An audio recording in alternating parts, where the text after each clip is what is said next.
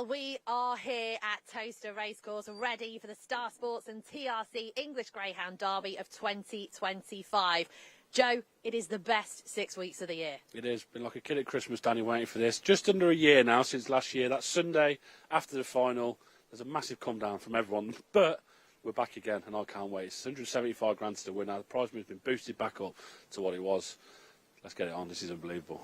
It really is unbelievable. We've got over 150 greyhounds doing battle over 6 weeks for that 175 grand cheque. Hobbsy, what makes the Greyhound Derby great? Well, I think it's a British sporting institution, no question about that. It's been going over 100 years. Canine immortality awaits the winner, and what a spectacular backdrop Toaster provides. Extraordinary. 175 grand to the winner. There's over 150 dogs. The action, the best action in the canine world, starts right now.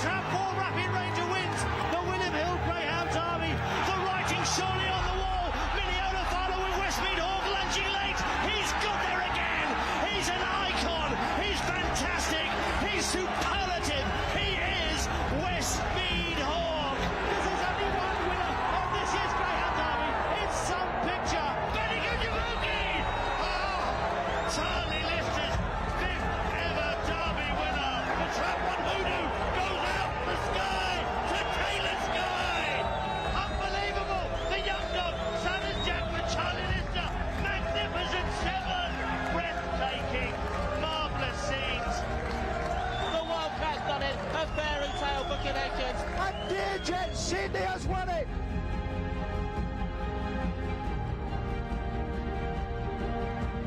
Tom Falcon wins for the Two Dragons and the Lion. But Romeo Magical has won the Derby! It's gonna be Daytime Nemo! De-La-Di-Da leads it for home off the corner, striding clear from Churchfield Centre by Iman. De-La-Di-Da wins the Derby.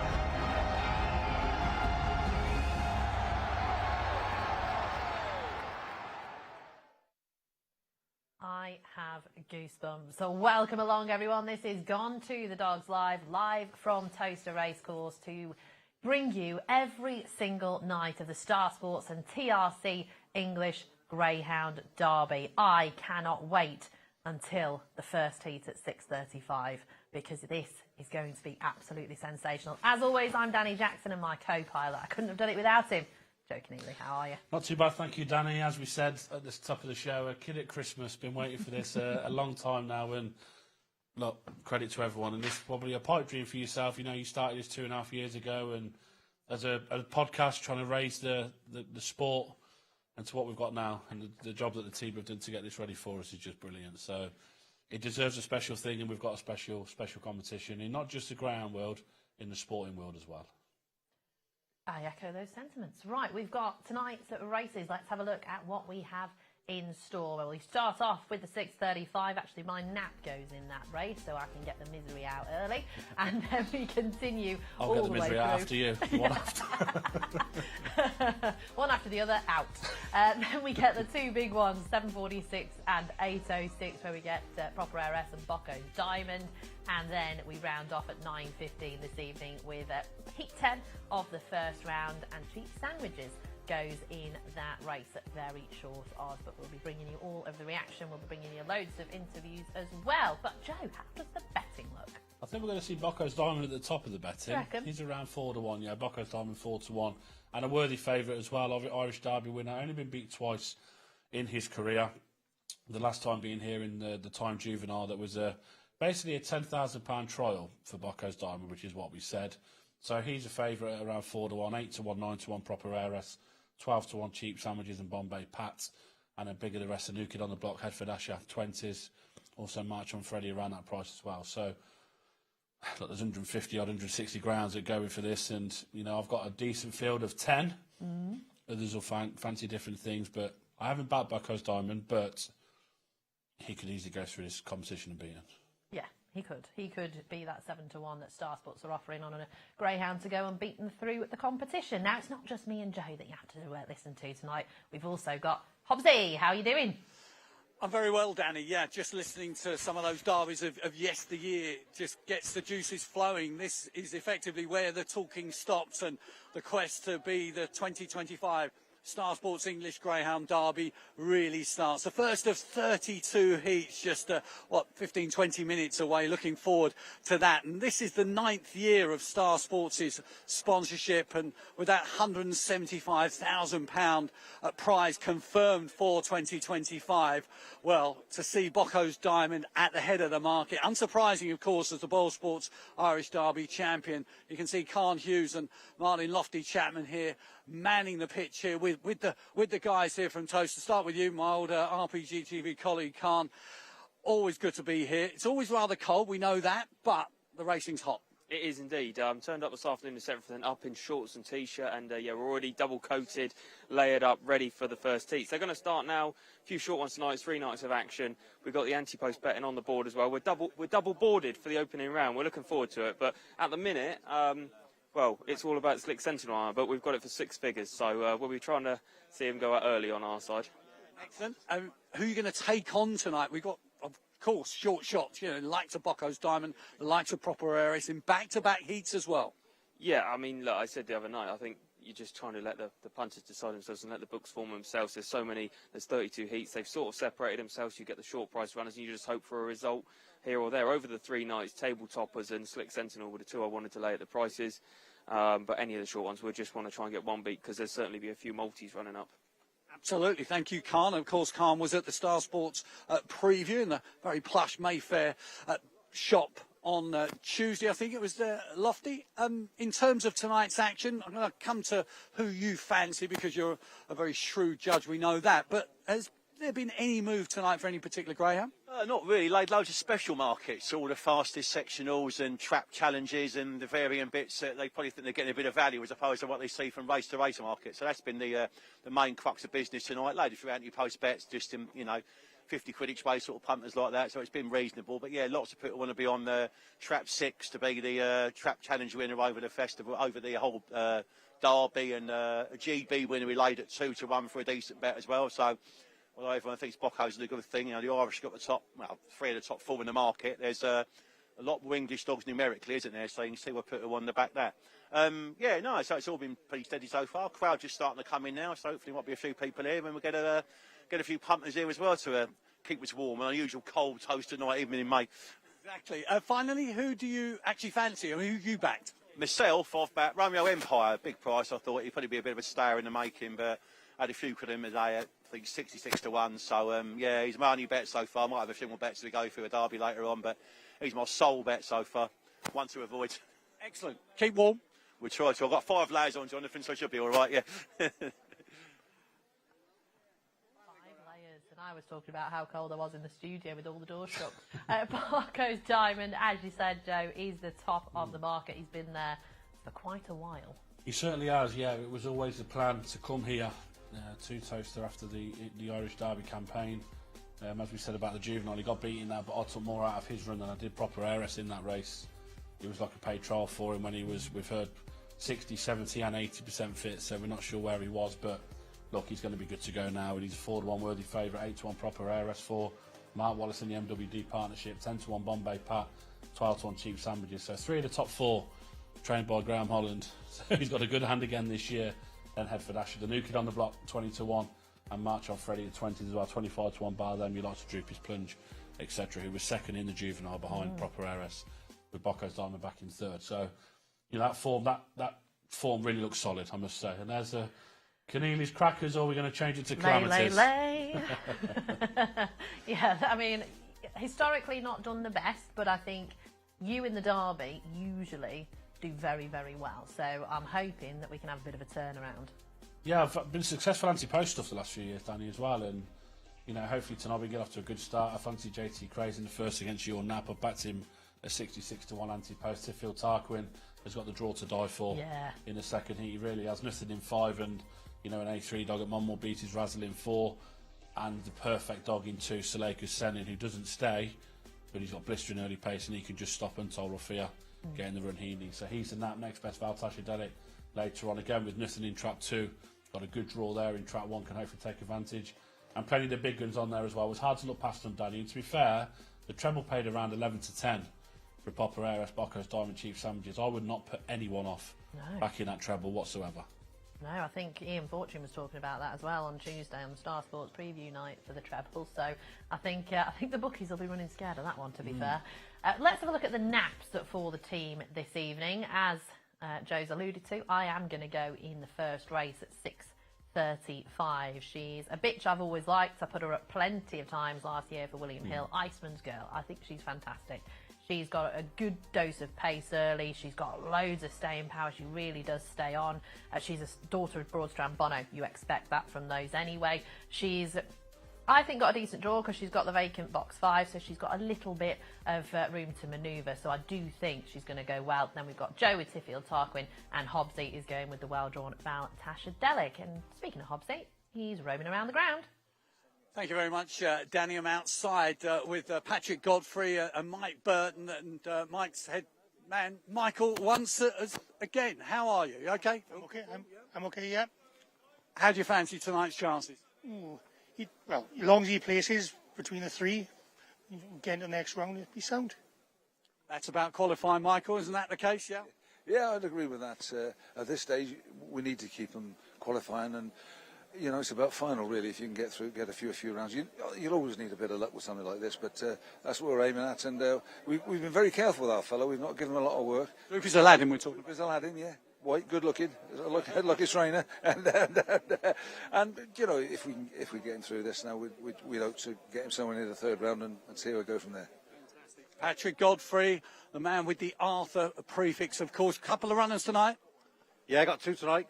Droopy's Arthur Job, and then we're in with Mike's dog in the about the 6 feet. Is it something like that? We're going to struggle in that one. That's a hot heat. I think the first traps 1, 2, 3. I think are probably favourite in that. But yeah, it's the derby, isn't it? So you've got to be in it. I wouldn't want to be watching it. Well, I mean, I'm sure it's marvellous coverage at home, but I'd rather be here with a couple of dogs. Yeah, and it looks a good night. Looks very tidy, Toaster, this year. Really tidy, really spruced up. Even Mike's made an effort. I have to say, you both spruced up very, very well. And of course, Cornflake is running, I think, tomorrow. Absolutely. Irish Derby runner last year. Talking about odds, the Lions team was announced today, right? You know I was going to come to that. Yeah, we're 9 to 4 on for the Lions to win it. Go and have 90 to 40 because that's a good one. That is. They've only got to win 2-1, 3 tests. So it looks good. Squad announcement today. You're an ex-British Lion, of course. We're very proud of that fact in Greyhound racing, Mike. Fantastic Greyhound trainer as well. What did you think of the announcement anyway? A bit of a surprise that manager's son didn't get picked. Tozo's the captain. He's a great player, Northampton boy. You know, and there's 15 Irishmen in the stand. Like, you know, just only 2 Welshmen. And that's sad from my point of view. You know, I train at the Valley and I live in Gloucester, so I've played in Wales a lot of my time. And I see the great teams they have put out in the past. But nonetheless, they're there. They're going to represent the British Lions. And I'm sure it'll be a great series. 3 tests, and they've only got to win 2. Just look at that from a betting point of view. Well, good news. There we go. Potentially 2 winners then. Droopy's Aladdin, and of course Arthur Job, and the British Lions as well. Well, it's great to see Pat Godfrey going with 2 runners in the English Derby. Of course, he sent Arthur Cornflake to the Irish Derby last year, and we'll kind of gloss over that whole dead heat toss of a coin thing, but I hope he goes well in this one. Do you know what, Danny? He's got the kind of dog in Arthur Job who can go about his business quietly. Ran really well at Monmore, made the Puppy Derby final behind Headford Dane. Was only beat just over 3 lengths in that. Just one of them who can keep qualifying and just maybe just plugging away for Patrick and keep getting through. And Arthur Cornflake, of course, tomorrow as well. So he'll quietly fancy his chances, Patrick, to get them through a fair way. And Droopy's Aladdin, look, he's a very, very fast greyhound. Yeah. The only concern is he's desperate for trap 1. He's in trap 3 today. He's in with Proper Heiress and Randall Scott's in that race. I couldn't believe what I was seeing last Monday when he ran at Nottingham in a 255-metre dash. I thought, and we'd listened to Michael there talking about they didn't want to put too much work into him. Maybe that was just a little, you know, just to freshen up for him, and he won well. Yeah. So if he can get loose early, he's a very, very fast greyhound. Good luck to all three of those greyhounds. 2 tonight, 1 tomorrow. We have got our first race coming up shortly. It is the 6:35 Heat 1. Kicks us off with the Star Sports and TRC English Greyhound Derby of 2025. And at the moment, JT Craze is a 4-5 shot, 13-8 for Droopy's Bookham. It is 6-1 Iceman's Girl, 14-1 Saleka's Tipster, and Swift Depot on the outside at 33-1. My Nap, track 4, Iceman's Girl for Nathan Hunt. Now, I know she's not fully fit. I'm not expecting her to be absolutely, all out today. I think she's going to run herself into fitness as long as she qualifies, and I'm just hoping that we could get a bit of a surprise, to be honest, because JT Craze, he's consistent, and he's one of those that can probably sneak through the rounds, but we'll have to wait and see if he's going to justify the very short odds, because here they are on parade. There is Droopy's Bookham. We spoke to Tom Helbron earlier on in the week, said it's his main chance of a winner. Yes, fast dog, Droopy's Bookham. We will have a look at him after the parade, but a very fast dog and one that Tom thinks a hell of a lot of. Saleka's Tipster, I think, just had a confidence boost in a graded race after a fall, was in an A2 and won well by a length. Here's track 3, JT Craze. He is the favourite at 4-5 and could be one to sneak through as the Easter Cup semi-finalist. Then we get track 4. There's My Nap. She's gorgeous. Iceman's Girl. She's a 32-kilo dog as well. She's quite big for a bitch. She loves Toaster, and she was runner-up in 2 Cat 1s last year. We've got track 5 is Vacant, and then 6 Swift Depot. Ran very well in the East Anglian Derby. Won the first 2 rounds, then came 4th in the final in the end. You saw that on our very first live show back, 6 months ago now. September, was it? Yeah, 7 months, 8 months now. That was mad. It was. So they are on parade and about to head towards the boxes for the 500-metre start. Should we have a look at Droopy's Bookham? Yeah, I think we should probably have a look at Droopy's Bookham in action. He's only been seen once here. And it was back on the 20th of April. He only lived once by 6.5 lengths here, Joe. And he was well fancied as well. I must say there was a lot of money for him here. It was on Easter Sunday, the Juvenile and Maiden Derby final card. And he was early on in the day, and he was really well fancied, Droopy's Bookham, and he went and did it really well. They're on about, he looks like maybe a 3 steps to victory type. Yeah. So he'll stay in time, and it's no surprise here. He was 2 lengths clear at the halfway down the back, Danny, and he won by 6.5 lengths in the end in 29.02. So very fast dog, only in November 22, and yeah, Tom's got a nice one on his hands there, I must say. He certainly does. We'll see how he goes shortly as we get a Hobsy. Thank you very much, Danny. We're counting down to Heat 1 of the Star Sports and TRC English Greyhound Derby. Lee Craze, part owner of JT Craze, running out of track 3 for Hennessy, of course. Has a pretty good record in the English Derby. He won the Maiden Derby here recently with Hello Diego. I know you're on the presentation podium. How do you fancy your chances? Yeah, I think he's got a really good chance. He likes this track, and if he can get out, I think he can do it. So hopefully, it's good, and it's good to see they made a real effort here as well. And that has been clear, hasn't it? Yeah. Oh yeah, big effort here. You can see. So hopefully it'll be a really good derby. I think. You got Lenny's Desire as well. Lenny's Desire runs Saturday night. Yeah, my grandson will be here for that one. So had an anti-post bet on him. So hopefully, away we go. Horses and dogs. You love the dogs. We've got a runner tomorrow at Ascot at 5:30, Orchestra. So he won last time out as well. So we've got a busy 3 days. Any chance? Yeah, got a good chance. Won last time out. So there tomorrow. Here back Saturday. Away we go. Good luck. Thanks, mate. Bye. Nice horse, that, actually, Orchestra. So look out for him tomorrow. To go behind. JT Craze for you here? Yes, and anti-post 66-1 JT Craze as well.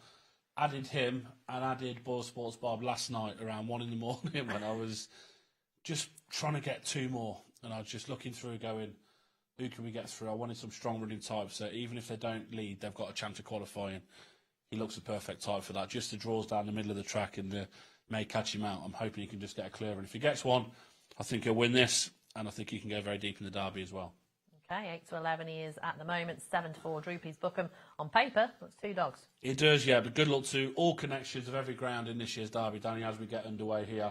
It is one of the best sporting events of the year, if not the. So all the best to all connections of all 160 grounds or whatever it is that we've got in this year's competition. All the very best to you all. I hope you're all successful. Can't all be successful, of course, but please enjoy it. And here we go. Let's go over to Paul Lawrence to call them home. For a start then. Their approaches. Gates lift and we're off. Fan Racing and 2. Salakas Tipster is the first to show. Rushing up on the inside is Droopy's Bookham, but not a lot of room at the inn. And Salakas Tipster has gone round in front. From on the inside, JT Craig, who's turning into pitch. Then comes Swift Depot. And then we've got Droopy's Bookham trying to work into the contest. And Iceman's goes at the back as they reach the third turn. It's Salakas Tipster with a length lead. Looming large now is JT Crows with a late thrust. JT Craze, he's got to get on top, close home. JT Craze from Droopy's Bookham. The fancy runners are 1-2, and Salakas Tipster has qualified back in third spot. 3, 1, and 2. JT Craze has won, landed the odds in the opening heat of the 2025 English Greyhound Derby. Phenomenal for Messrs Craze and Turner and Paul Hennessy. Irish take first blood. They certainly do, Danny. And you know, the writing was on the wall a long way out there, and I've got to say, massive credit to Salakas Tipster. Yeah. Who's been beat, what, a length in the end, maybe a length and a half, and he's gone with them and took them along at a decent stretch here. And we said here, race over, 3-1. But then you're just thinking, he hasn't got there yet. And then you're watching the last of Droopy's Bookham in behind, who's run a monster race in defeat. I must say, you can see why they think a hell of a lot of him. He's going to stay all day. But the two of them went miles clear after the line. But big room for Salakas Tipster, but they've run really well there. JT Craze and Droopy's Bookham have run big races. But yeah, first blood to the Irish. We'll just have a look at the head-on here, and it looks like everybody's kept to their racing line. I mean, Iceman's girl, we knew she wasn't fully fit. I'm going to just speak about the Nat for a moment, because she's just got, I don't think she's got into any trouble. I think she's just not been quite fit enough. She's maybe been worried about at the bend, and then I don't know if she's hit the rail, taken a false step or what have you down the back. You'll see it kind of towards the third bend is when she doesn't quite take a true stride for me, and I think she gets checked up off Droopy's Bookham. But Salakas Tipster, I mean, has really, really gone well into the third bend. You can see JT Craze is just going to bide his time. He is one of them that, for me, will leave it late, and Droopy's Bookham can't find a way through. No, and I've got to say, Danny, that head-on, if we get a cleaner head-on, a cleaner run to the first bend than that, in 31 more heats, I will be gobsmacked, because that was literally, they've all just stayed in their lane. To be fair, 4 moved off a little bit, but they haven't come together at all. They've all had a clear run, which is exactly what we want. And there's JT Craze powering up the home straight second time round to do the business. So, those three through to next round. JT Craze, Droopy's Bookham, Salakas Tipster in that order. And there he is, JT Craze for Craze and Turner and Paul Hennessy. Fabulous scenes. Oh, he's gorgeous, isn't he? Beautiful blue greyhound, and he's 2 from 6 now over here, so certainly making a good impression on people, I think. And he's one of those that I don't think's really been out the front 3 either. No, he made the Maiden Derby final last year, I believe, when he was behind JT Etienne in that Maiden Derby, and he found a lot of trouble in that race, and he went off 8-11 favourite in that race for the Maiden Derby, so obviously highly thought of. But since then, Danny, he's been fairly lightly raced, I must say. 29-24, we're here in the winning time as well, but been fairly lightly raced since that Maiden Derby. You know, had a bit of a campaign through the winter.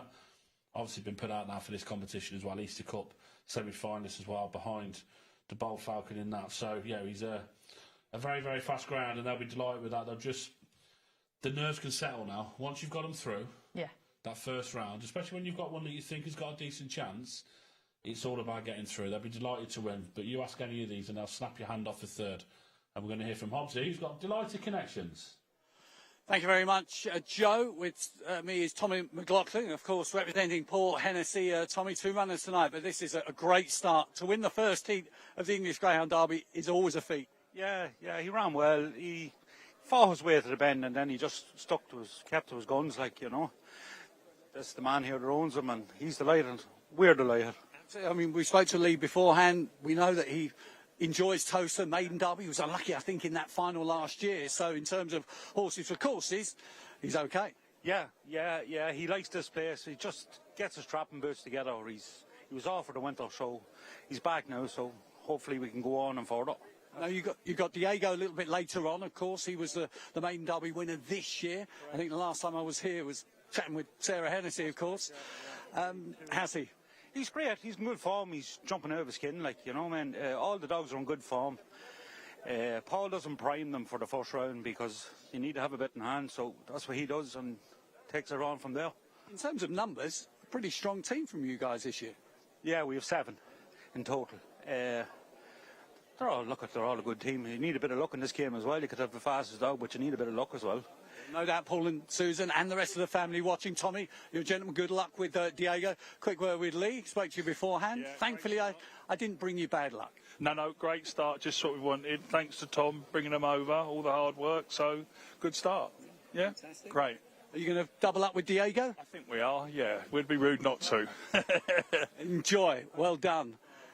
First heat winner is JT Craze, winning heat 1 of the Star Sports and TRC English Greyhound Derby. We'll be catching up with 1 or 2 other people later in the night. Cheers, Hobbsy. Yeah, we'll see who he's going to find shortly and right throughout the show, because he's very excited, is Hobbsy, this evening, as we all are. And what I was going to say, Joe, I mean, I think the first round, the ones that have got, you know, the short prices, that have got a bit of weight on them, they're going to be very, very nervous. And then you get to the semis, and that's when it's nerve-wracking as well, because you've got one more step to go. So it's this week and kind of 4 weeks' time that will be, oh my gosh. Mine's always the third round, when you've got all 48 dogs on the same night. You get through that, you go, we're only 2 away from a final here. Yeah. So then it's having a little bit of luck in the draw, you know, and getting decent runs from there. But that's always the one for me. The third round, the last 48, you see the Derby winner that night. And then it's, yeah, we just need a little bit with 2 runs away from a Derby final here. That's when I think would really sink in and kick in for people to think we've got a chance. No matter how big the price they are, we've got a chance. Oh, yeah. I mean, there's been plenty of shocks in time gone by when, you know, dogs have snuck through the rounds, or they've kind of not won maybe any of the rounds, and then they've nailed people on the lines, things like that. They you know, dreams can come true. JT Craze has won track 3, 4 to 5 favourite, beats track 1. Droopy's Bookham at 13 to 8, and track 2. Salaka's Tipster is through, and he went off at 18 to 1. Bet clever, bet good win. Proud sponsors of Gone to the Dogs. Bet good win.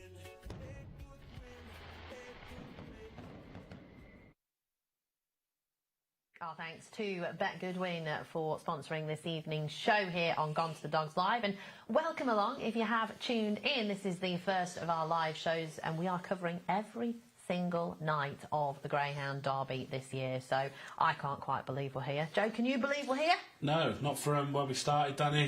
Yarmouth was the first live show in September. We've come a hell of a long way since, and the show itself, you know, your podcast has come a long way since you started this with Joe, as we mentioned. And look, fair play to everyone who's made this happen.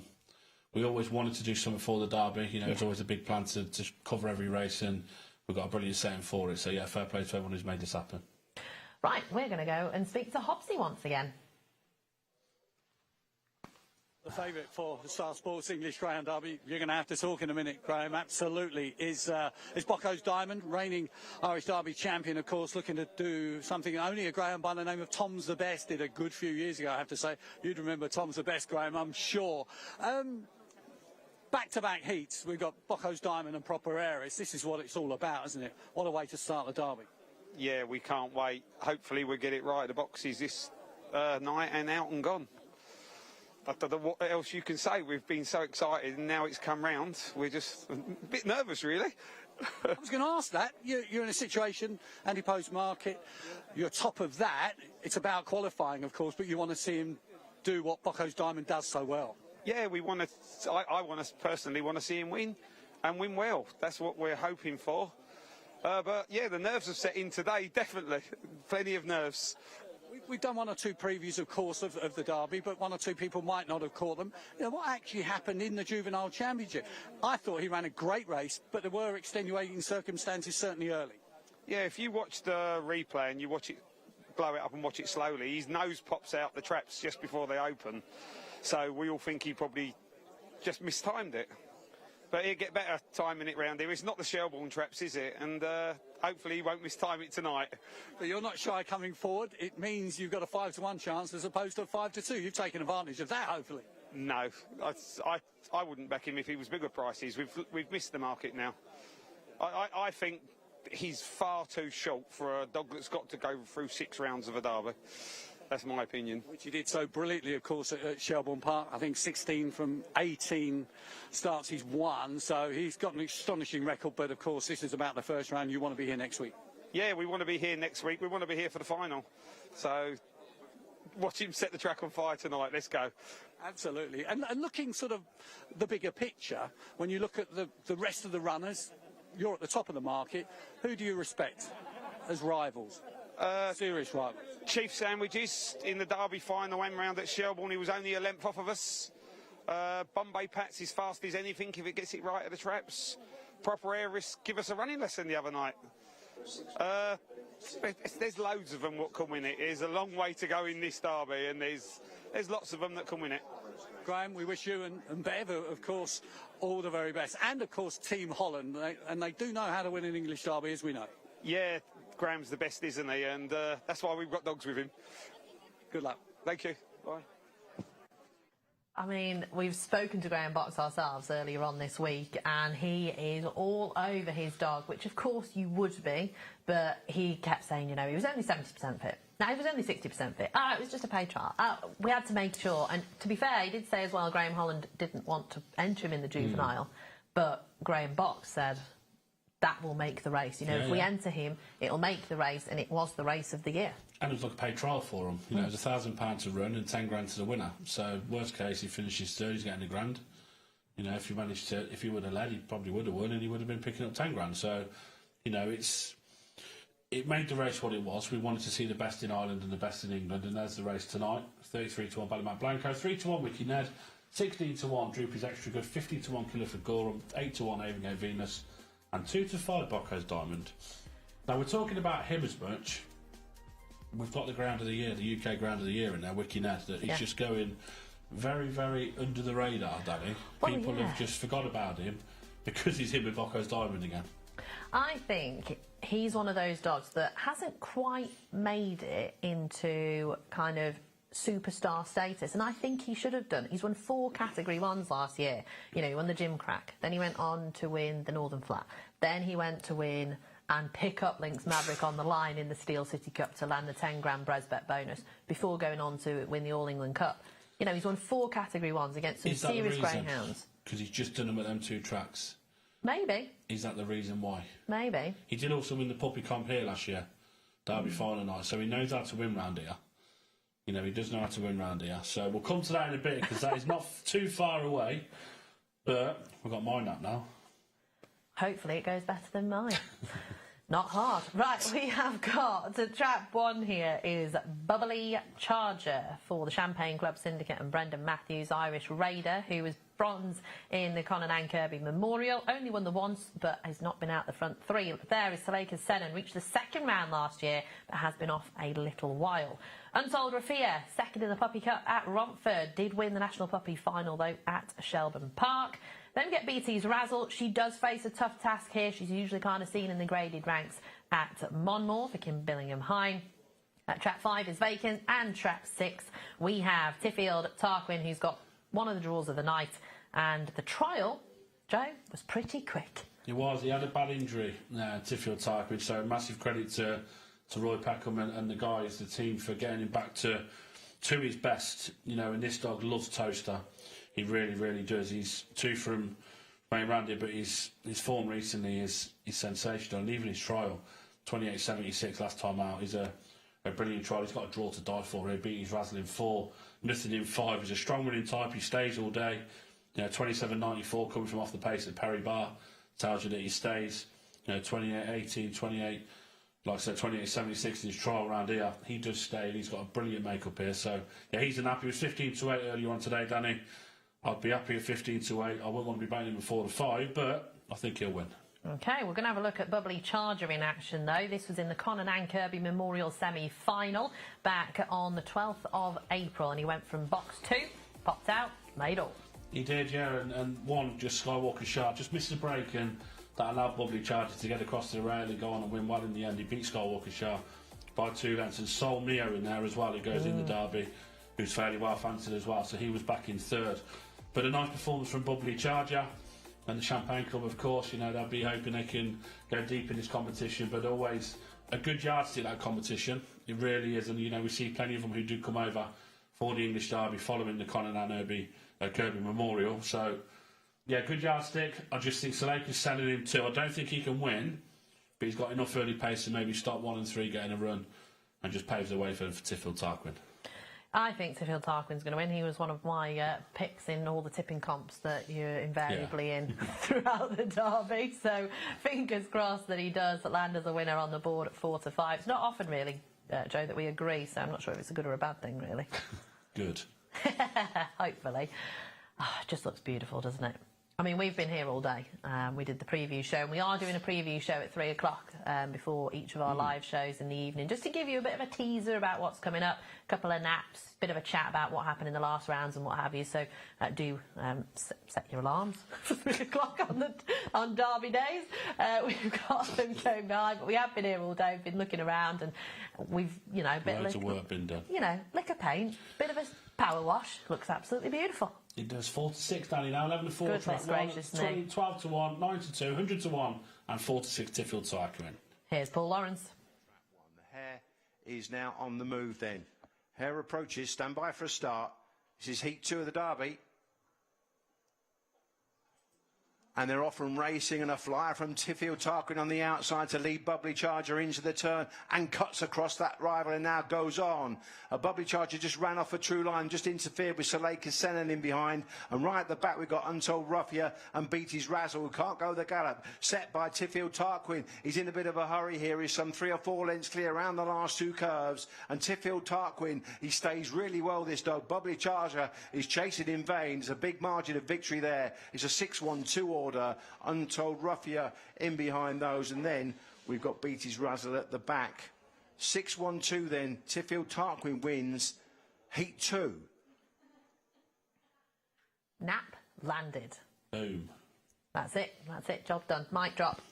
We're out of here. Tiffield Tarquin, I mean, he got the break, and that was it, and as long as he cleared Bubbly Charger on the bend and just chopped him, that was all that needed to happen, and we'll see in a moment that that's exactly what did occur. Yeah, we were relying on Suleika's Senan to come away, and he hasn't really trapped. It was one who come away with him, but he's come out running Tiffield Tarquin. You can see there, he's flew out of the boxes, and then, you know, Bubbly Charger's gone to the bend. Wow, just here, you see, just please get round him. Then once he's gone by him and he's popped out, that was race over. He's ran a massive race, and look, he was around 66 to 1, 80 to 1. You wouldn't put anyone off backing him for the Derby. He starts and he stays, Danny, and you know that's a decent recipe of a greyhound when you can do both of them. Yeah. So exactly, and you know he's hopefully going to keep getting his draws, and you know, fantastic training performance as we said. So great performance from him, as it was from Bubbly Charger and Suleika's Senan. As we see the head on as it comes together, just 4 and 3, 2 moving off, and that gave Bubbly Charger a lovely run to the bend. And look, Untold Ruffia is desperate not to qualify in the end, then not catching Suleika's Senan. But you see where they've all gone, Danny, and that he just had a draw to die for, didn't he? Yeah. He took advantage of that. 28.94. Yeah, very good run. Very, very good run. What 4 lengths quicker than the first heat. So I know he's come from behind JT Craze, but yeah, 28.94 is an extremely good run, I must say, and the track won't be quick either. So that's an extremely good run from him. I would just like to say as well done to Peter Harnden so far. He's had 2 runners, quite big prices, both through to second round. So he'll be chuffed as mint balls with these Suleika's dogs. Tipster and Senan in the first 2 have both come in the top 3. But it was Bubbly Charger who finished second. And, yeah, no disgrace in second. But Untold Ruffia, I think, was the unlucky dog in the early stages because, well, Senan's just come straight over. And 4 Beatty's Razzle's even coming the other way. Yeah. So it was just a meat in the sandwich, to be fair to Untold Ruffia, which is a shame because he's nearly caught 2 in the end for third. But yeah, he's been delighted. I don't know the lady's name. I know she's good friends with Chris Waters and speak to Chris a lot, and you can see how happy she is. This is her pride and joy. Yeah. It really is. It's her pride and joy, and they'll be so pleased. And owners Mr. and Mrs. McCall, for Roy Peckham, the trainer, they will be so happy that he's managed to justify the odds. Don't want to come on the podium though. Can I go back out, Mum? Want to go again? That's brilliant. Oh, class. And he isn't a small greyhound either. He's tipping 35 kilos, so he's one of them. If he plants himself, he ain't moving. No, he's not. Yeah, it's hard to move when they do want to put their feet in. So yeah, great performance for him. Who's that in the suit? I don't know, never seen him before in my life. No, that's your father. It certainly is. Mr. Keneally. General manager, started last month, doing a decent job, I hope. Yeah, he's doing all right, and he's doing all right. Okay. Running around like a loon, I think, is the quote. Right, let's go to Hobbsy. Thank you very much. And this is a great story. Tiffield Tarquin winning for Roy Peckham and Bill and Jenny McCall. Bill is in the house. He's in one of the boxes this evening, 96 years of age. They absolutely love their greyhounds, famous for the Tiffield prefix as well, and they've got an absolute star here. We're going to have a chat with Helen very quickly. Helen, that was a marvellous performance, wasn't it? Great. Took your breath away. It's Roy. They've nurtured him. Jenny McCall, yeah? Yes, they've nurtured him, they really have. They've looked after him, they love him. He didn't get off to the best start. No, he didn't get off to the best start. He had a hairline fracture. And it's taken, 6-7 months to sort it out. Just give him all the time we needed. He's come back bigger and better, and I'm super proud of him. I can see. I mean, I think I can't tell you, just for him, not for anyone else, just for him. He deserves it. He deserves it. I remember a couple of months ago him going round in 2880 here and thinking, wow, this is one fast greyhound. Yeah, and he was literally just coming back. So, yeah, bigger and better things to come, I hope. Fingers crossed. Good luck in the second round, George. Jenny, it's lovely to see you. It's been a while. It has. I'm afraid we haven't had any winners, so now we've got one. And it's great. We're thrilled to bits, and they've been so good with him. They really have. They're brilliant. But Roy Peckham and Helen Addison. Roy and Helen, yes, they have. And fortunately, he's not here today. He's at home working. How is Bill? He is here tonight. He's upstairs. I don't know whether he's got down yet, but he's upstairs. 96 years of age, apparently. 97 in June. He's an inspiration. He is, yes. He's obviously well looked after. I hope so. We look after each other. We have to, don't we?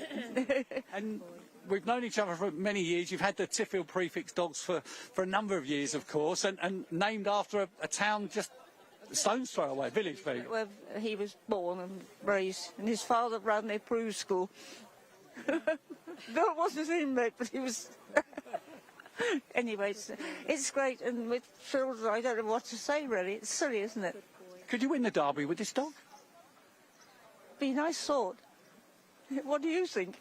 I think he's certainly fast enough. Joe Keneally, who's working on the Gone to the Dogs programme tonight at the studio, he's, I think, backed him each way at some fancy prices, so he's pretty confident. He's a good judge. A friend of ours has backed him at 66 to 1. I haven't backed him yet. He's got the ability. Yes. He just needs a bit of luck. I think that's the key, isn't it? We need luck, don't we? Everyone needs a bit of luck in the Derby. But yeah, he's certainly got the ability, and he's getting bigger and stronger all the time. And from your point of view, in terms of being a wide runner, that could be an advantage, could it? Suits him down to the ground. We had a bit of a rocky. Where do we? What do we do with him? Where does he want to run? And he got drawn trap 6. And Roy was like, oh no. And I went, it'd be the best thing in the world for him. Just let him go. And yeah, he'd never look back. So, yeah, best thing for him to be out wide. Doesn't get the trouble, doesn't get boxed in. So, because sometimes he can fly out, and other times he'll fly up to the end with the rest of them. And if he's in middle, he's just going to get squeezed out. So, he's... So there's plenty to look forward to. You're in the draw for the second round, which is always the main thing. It's great, isn't it? It's really good. I don't know whether they do the draw, but be long, will it? I believe on Monday. Is it? Thank you. Well, so you've got 3 nights. You're safely in the hat now, which is a relief. Yes, it is. Glad it's long as early. You can go home and relax. Yeah. Good luck. Yes, thank you. Bye-bye. Bye-bye. Thank you. Well, he's certainly fast enough. Tiffield Tarquin, 28.94 of odds, 4-6 favourite, is through to the next round, beating Bubbly Charger, also through at 11-4, and Saleka Stenen in third at 10-1. Bet clever. Bet Goodwin. Proud sponsors of Gone to the Dogs.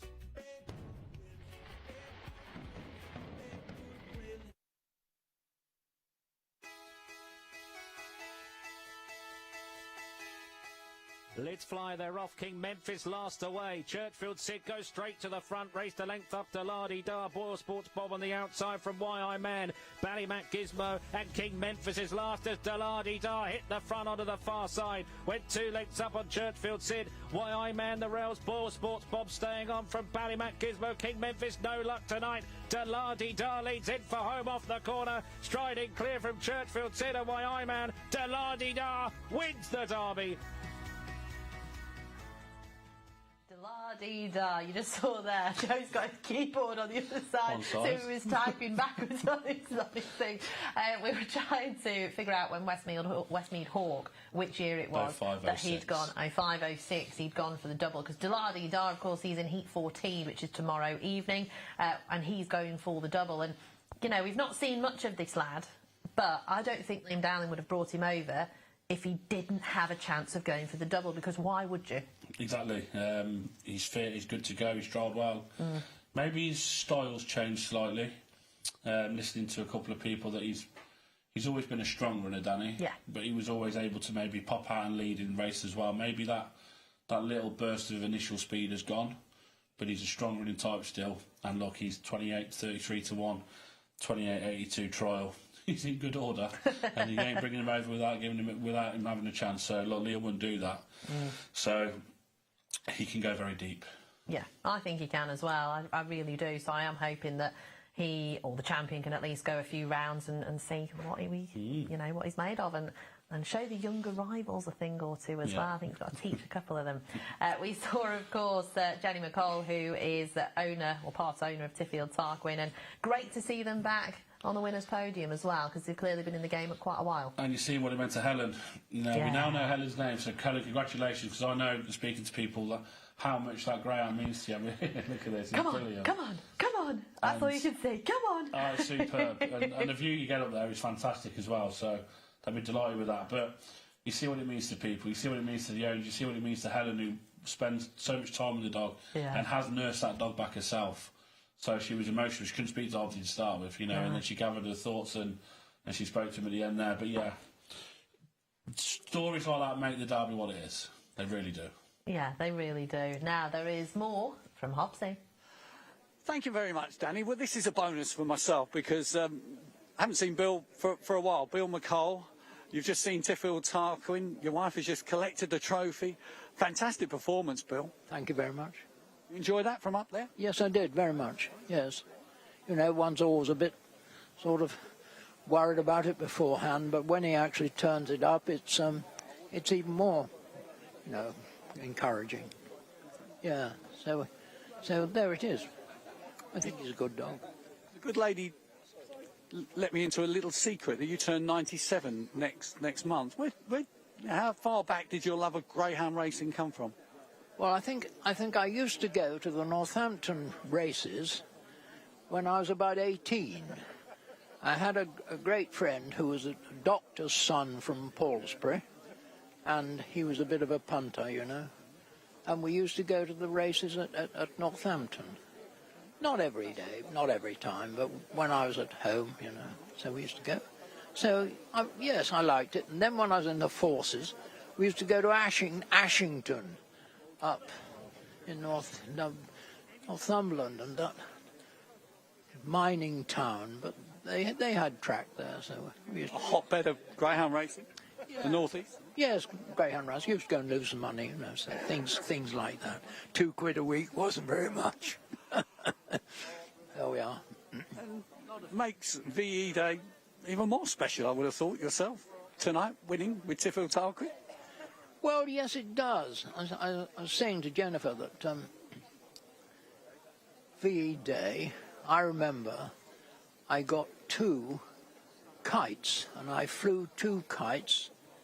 I tied them together, and on the string between the 2 kites, I put a few flags on, like Union Jack and all the rest of it, the other ones. That's a long time ago. A bit of fun. Over the main Northampton to Toaster Road. You rebel. Pardon? That was rather rebellious of you. Well, I don't know, I thought... Bit of fun.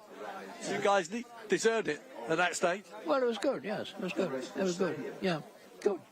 I enjoyed this. It was really good to be here. I wish it wasn't so cold, though. I wish it wasn't so cold. Yeah, it's always cold at Toaster. Bill, good luck in the draw, which is on Monday for the second round. Yeah, I hope so. We'll see you next week. Yeah. Well, we hope for the best, don't we? Yeah, it's all a lot of fun. Absolutely is. An absolute pleasure, Bill. Thank you. Yeah, much obliged to you. Nice to talk to you, Jonathan. Nice to talk to you. Thank you very much. I want him to win it. So do I. I want Tiffield Park to win the derby. The winners. That's brilliant. Oh, the winners interview would be brilliant. Right, we've got our third heat already. We're zooming through because we're just over 5 minutes away. Track 1, Davo Hugo 33s, TJ's challenging track 2 100 to 30, along with Ballymac Rapid. 4, Ballymac Sorrel is 5 to 1. Keyfield Maverick for Phil Milner in track 5 at 5 to 1, and 6. Hello Diego at 13 to 8 is the favourite. So a little more open than we've seen from the heat so far. And here we go. This is the lineup. Track 1, Davo Hugo. This is Nathan Hunt's Charge's toughest task to date, I think, and he is 33s. Track 2, TJ's Challenge UK debut, but recorded decent trial time in March, 28.78. Got Ballymac Rapid in here, 2 from 5 in Ireland, went under the 29 seconds in a trial and will improve. He's in August 23. Track 4, Ballymac Sorrel was second in the Galway Derby. Track 5, Keyfield Maverick, my pick for this race. High hopes after the British Bred Puppy Cup second and did reach a further Cat 1 final. And Hello Diego clearly loves it here. He was impressive off the pace in the Maiden Derby to pick up Ballybonut. So that's the full 6 who are going to post for race at number 3. And I think we are going to watch the Toaster form from April the 20th when Hello Diego came from off the pace and nailed Ballybonuts. This was an absolute belter of a competition. It was. Maiden Derby final was a cracking race. I must say, Lenny Desire in there, Val Tachidelic in there, Burroughs Charm and Indian Bonnie, and there was a massive gamble on Ballybonuts. He was 20 to 1 in the morning, Danny, went off 7 to 1, and the reason he was gambled because of what you see in here, that brute early speed that he's got, managed to go around in front, and then it's just, can he hold on? He had the strong runners in behind, Hello Diego in track 5, and then Lenny Desire in 1. He's in 1, and he's got a wide tag on him now in the Derby, so that just says that he didn't want to be on the inside, and then here you're thinking, Hello Diego, he's going to get to him. Takes his time, goes on to win by length in the end, but a good run, 28.97. You see the running that they've done in behind as well, Ballybonuts, Lenny Desire. That form is solid, I must say. But he's short here. I must say, this is a tough old race. I'm with 5. Yeah, me too. Keyfield Maverick, but I've backed 3 for the competition, Ballyman Rapid, 150 to 1. I watched a trial last week, and I think stumbled slightly. Okay. Out of the boxes, and still done 29.09. Off of 4.01. Now, that's flying to the bend. So he's just one of these of Liam's dogs here that he always sends a couple of unexposed types over. Before you know it, they're in a third round quarter final, and they're just getting used to the track and getting better and better. He was one of these. He was one of them for me. I just thought, okay, you're happy at 150 to 1 just to throw a couple of darts at that. But I'm with Keyfield Maverick in the race. Got a good draw, 4 railers inside him. He'll lead Hello Diego. He's a consistent type as well, Keyfield Maverick. He stays all day. 28.21 more, 26.60 Oxford. They're proper runs. They're serious runs for Keyfield Maverick. He's out to 11 to 2. So we're with him. I just want to get 3 through. Yeah, fingers crossed that 3 Ballymac Rapid gets through. Hello Diego obviously loves it here. He's short enough at 7 to 4. There's a couple of wagging tails in that infield as well, which is always lovely to see. And Keyfield Maverick, we've interviewed Phil Milner on the podcast about a year ago now, I want to say, and he's one of the busiest men in the sport, I believe, and he also just has an absolute passion for the game, and I wish him the best of luck with Keyfield Maverick. One of his other runners has had to be pulled out, unfortunately, so yeah, Keyfield Maverick flying the flag for the Milner Kennel, and they are an up-and-coming kennel as well on the British bred scene. Yeah, plenty of pops as well, so good luck to them. And just a quick word on TJ's Charm, a big money buy at the Toaster sales back in March, 28.78. Hasn't got near that since, but them sprint trials are flying, 15.61, 15.52, followed up with a 29.31 trial. Now, the track was probably a little bit slow on that occasion, they're very normal, but he's got a lot of speed and he's outside Ballyman Rapid, so he's going to have to come away. And Ballymac Sorrel spoke to Pat earlier, and he said that he reckons it's going to be a 6 bend dog in time. Yeah. And Davo Hugo's got it all to do, but a brilliant race. Let's hope we can get 3 through, and let's see if we can get Keyfield Maverick over the line at a big price. Fingers crossed, because that's my pick as well. So we're going to agree again, Joe. Hopefully not all the way through the card. Done you well. Because your Cornelius Crackers haven't done well so far to date. So let's see what happens here. Keyfield Maverick, we're going with. He is slightly on the ease as all the money is down for Hello Diego. Let's see what happens with Paul Lawrence.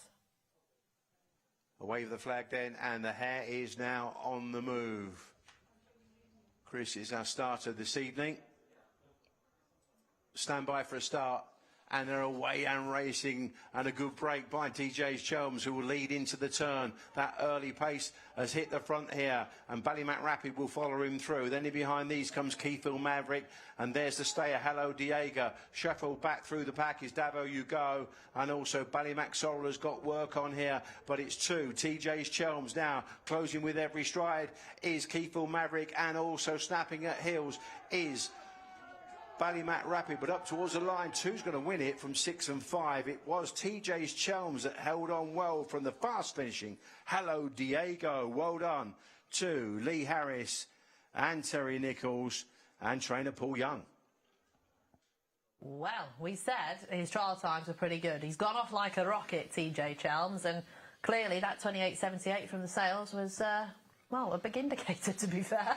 Yeah, did it really well. I must say that was a tough old heat. Ballymac Rapid. I thought I was confident going into the third bend that we'd qualify. He was in second clear, and you know he's only a baby, and the petrol has emptied out. I must say, but it was a level enough break from all of them, and he's managed to pace up well in the end. But yeah, good speed from TJ's Chelms. He's gone round in front, and here, you know, he finds a little bit of trouble. Hello Diego, and I'm thinking, well, you're going to hold off Keyfield Maverick at least and qualify back in second or third. And, you know, he's a baby, so he's in August 23. And you look at the running that he's done in the end, to be fair to Hello Diego, he's stayed on really well, I must say. But, yeah, Ballymac Sorrel staying on well and just not getting there in the end. But, yeah, fantastic performance, TJ's Child. He's done that extremely well. And this will be interesting now, because they've come away level. He's just moved off slightly, hasn't he, too? 5 was up with the traps, though, Keyfield Maverick. So the fact that he's managed to pace up as well as he has into the first bend, and I thought he showed a lot of pace down the back into the third bend. I genuinely thought, oh, here we go, game on. He's going to pick up TJ's Chelms, who has got that sprint speed and might have struggled to stay. Obviously, he doesn't. But he was slightly up with the trap, so hopefully he can trap a little bit better next time around, because I do think he's got a lot of speed, this lad. I mean, Hello Diego, he's just come from out the clouds again. He's absolutely sensational. But 2, TJ's Chelms on his UK debut for Paul Young has fended them all off in Heat 3 of the Derby. 29.27 in time. Good run. Yeah. Just tells us the track isn't quick. Definitely not quick. So it's not quick, and there's the owner's look. Come on! I think that's the universal phrase, isn't it? Come on! Yeah. Gotta get over the line. Oh, they're thrilled. I mean, it just means the world to everybody. As soon as they cross the line, no matter what, you know, no matter what race, to be fair, it could be an A11 up to the Derby first round. It means something. When you are an owner and your dog crosses the line in front, you'll be screaming at home no matter what. And when you've paid a few quid for them, like you would have as well. Young, you'll be pleased. Our first studio podcastee. Is it? We're making that up, yeah? We'll go with that. So, yeah, first ever one. Paul Young, you'll be delighted with TJ's Chelms. So let's go and speak to Hobbsy, shall we? Great scenes down here, because Paul Young has sent out TJ's Chelms to do the business for part owners Lee Harris and Terry Nichols, the Nichols family there, all smiles, and understandably so, because that was an excellent performance on the grounding trap to a proud trainer, no doubt, as well. Steve Nash, photographer extraordinaire, coming around to take his snaps. Jim Tate, of course, representing and working here at Toaster. Going to have a chat with Paul Young with me, winning trainer. Terry Nichols, winning owner. That was a fantastic performance. Well done. Brilliant, wasn't it? Really and truly. I didn't expect it to be that good, but it was, wasn't it? See, the problem is you've got a good trainer, so that helps us such a lot, doesn't it?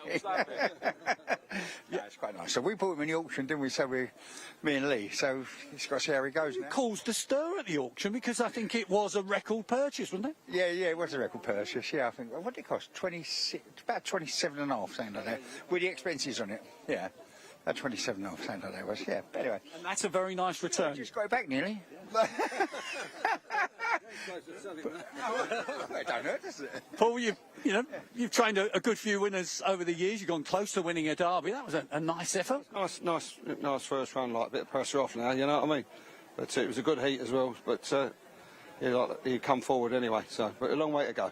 Tell us the story of how these guys ended up buying him. Was there a plan? Was it you just got the call, or did they set out their story? We was all here, me, Lee and Terry, and what happened, Lee liked the dog, Terry liked the dog. So instead of bidding against each other, split between them. So they were both bidding for the same greyhound? They was, yes, but obviously then they come to... I'll give you £2,000. I'll buy it. If you want to buy it off of me, give me £2,000 on top, or I'll give you £2,000 on top. And then after he said, no, let's split it in after. So we went partners. For whether it was TJ Chelms or Chelms TJ was on the bonus ball the next night. And it came in Terry's favour. So you've been impressed since he's been in the kennel? Great stamp of a dog. Yeah, he's a gentleman with a dog, like, you know what I mean? But obviously just a bit of pressure off there, like, because it was a good heat. He had to do everything right, and he's done what he had to do, and, so onwards and upwards. And you know as well as anyone, there's a long way to go, but it's about being in the hat for the next round. A long way to go, but obviously, just keep all about qualifying, but, we can live the dream, can't we? And all smiles, the biggest smiles, I think, for the Nichols family this evening I've seen. That was great, wasn't it? Yes, I'm so excited because the last time we was in the derby it was with Blue Hawk. Yeah, and it was so exciting, so exciting. So, yes. Oh, I'd be here. Lucky charm, of course. And young TJ, you like that, didn't you? You're looking fit, young man. Do a little bit of training, don't I? Got to keep yourself well. Good heat, hard heat, pulled through, showed he had the pace. As I said, he was the most expensive dog on the day of the sale. And it was a bit of pressure, I suppose, in that respect. Bit of pressure, it was, but my dad, when the day the sale was on, my dad said, I'm going to go out and buy the next derby winner. And he's come back home, and at the minute, he's living to it at the minute. Not a bad start. Listen, time will tell, but all he's got to do is keep qualifying and keep going. And he's gone out and booked me a holiday, but he come home with a new dog. Sounds a good idea to me. It's right, yeah. Well, anyway, thanks for the interview. Yeah, it's lovely. Team Nichols, thank you. And great for Paul Young as well, because TJ Chelms, and of course, well done to Lee Harris as well. The big money sales purchase, there was pressure on, but they come up trumps. They have come up trumps. TJ Chelms in the blue jacket on his UK debut after the sales for Paul Young, and the Nichols team with Mr Harris have won in a time of 29.27 at 130 odds 6. Hello Diego in second at 5-2, and qualifying in third, Trap 5 Keyfield Maverick at 6-1. Bet Goodwin, proud sponsors have Gone to the Dogs. Bet clever, bet Goodwin.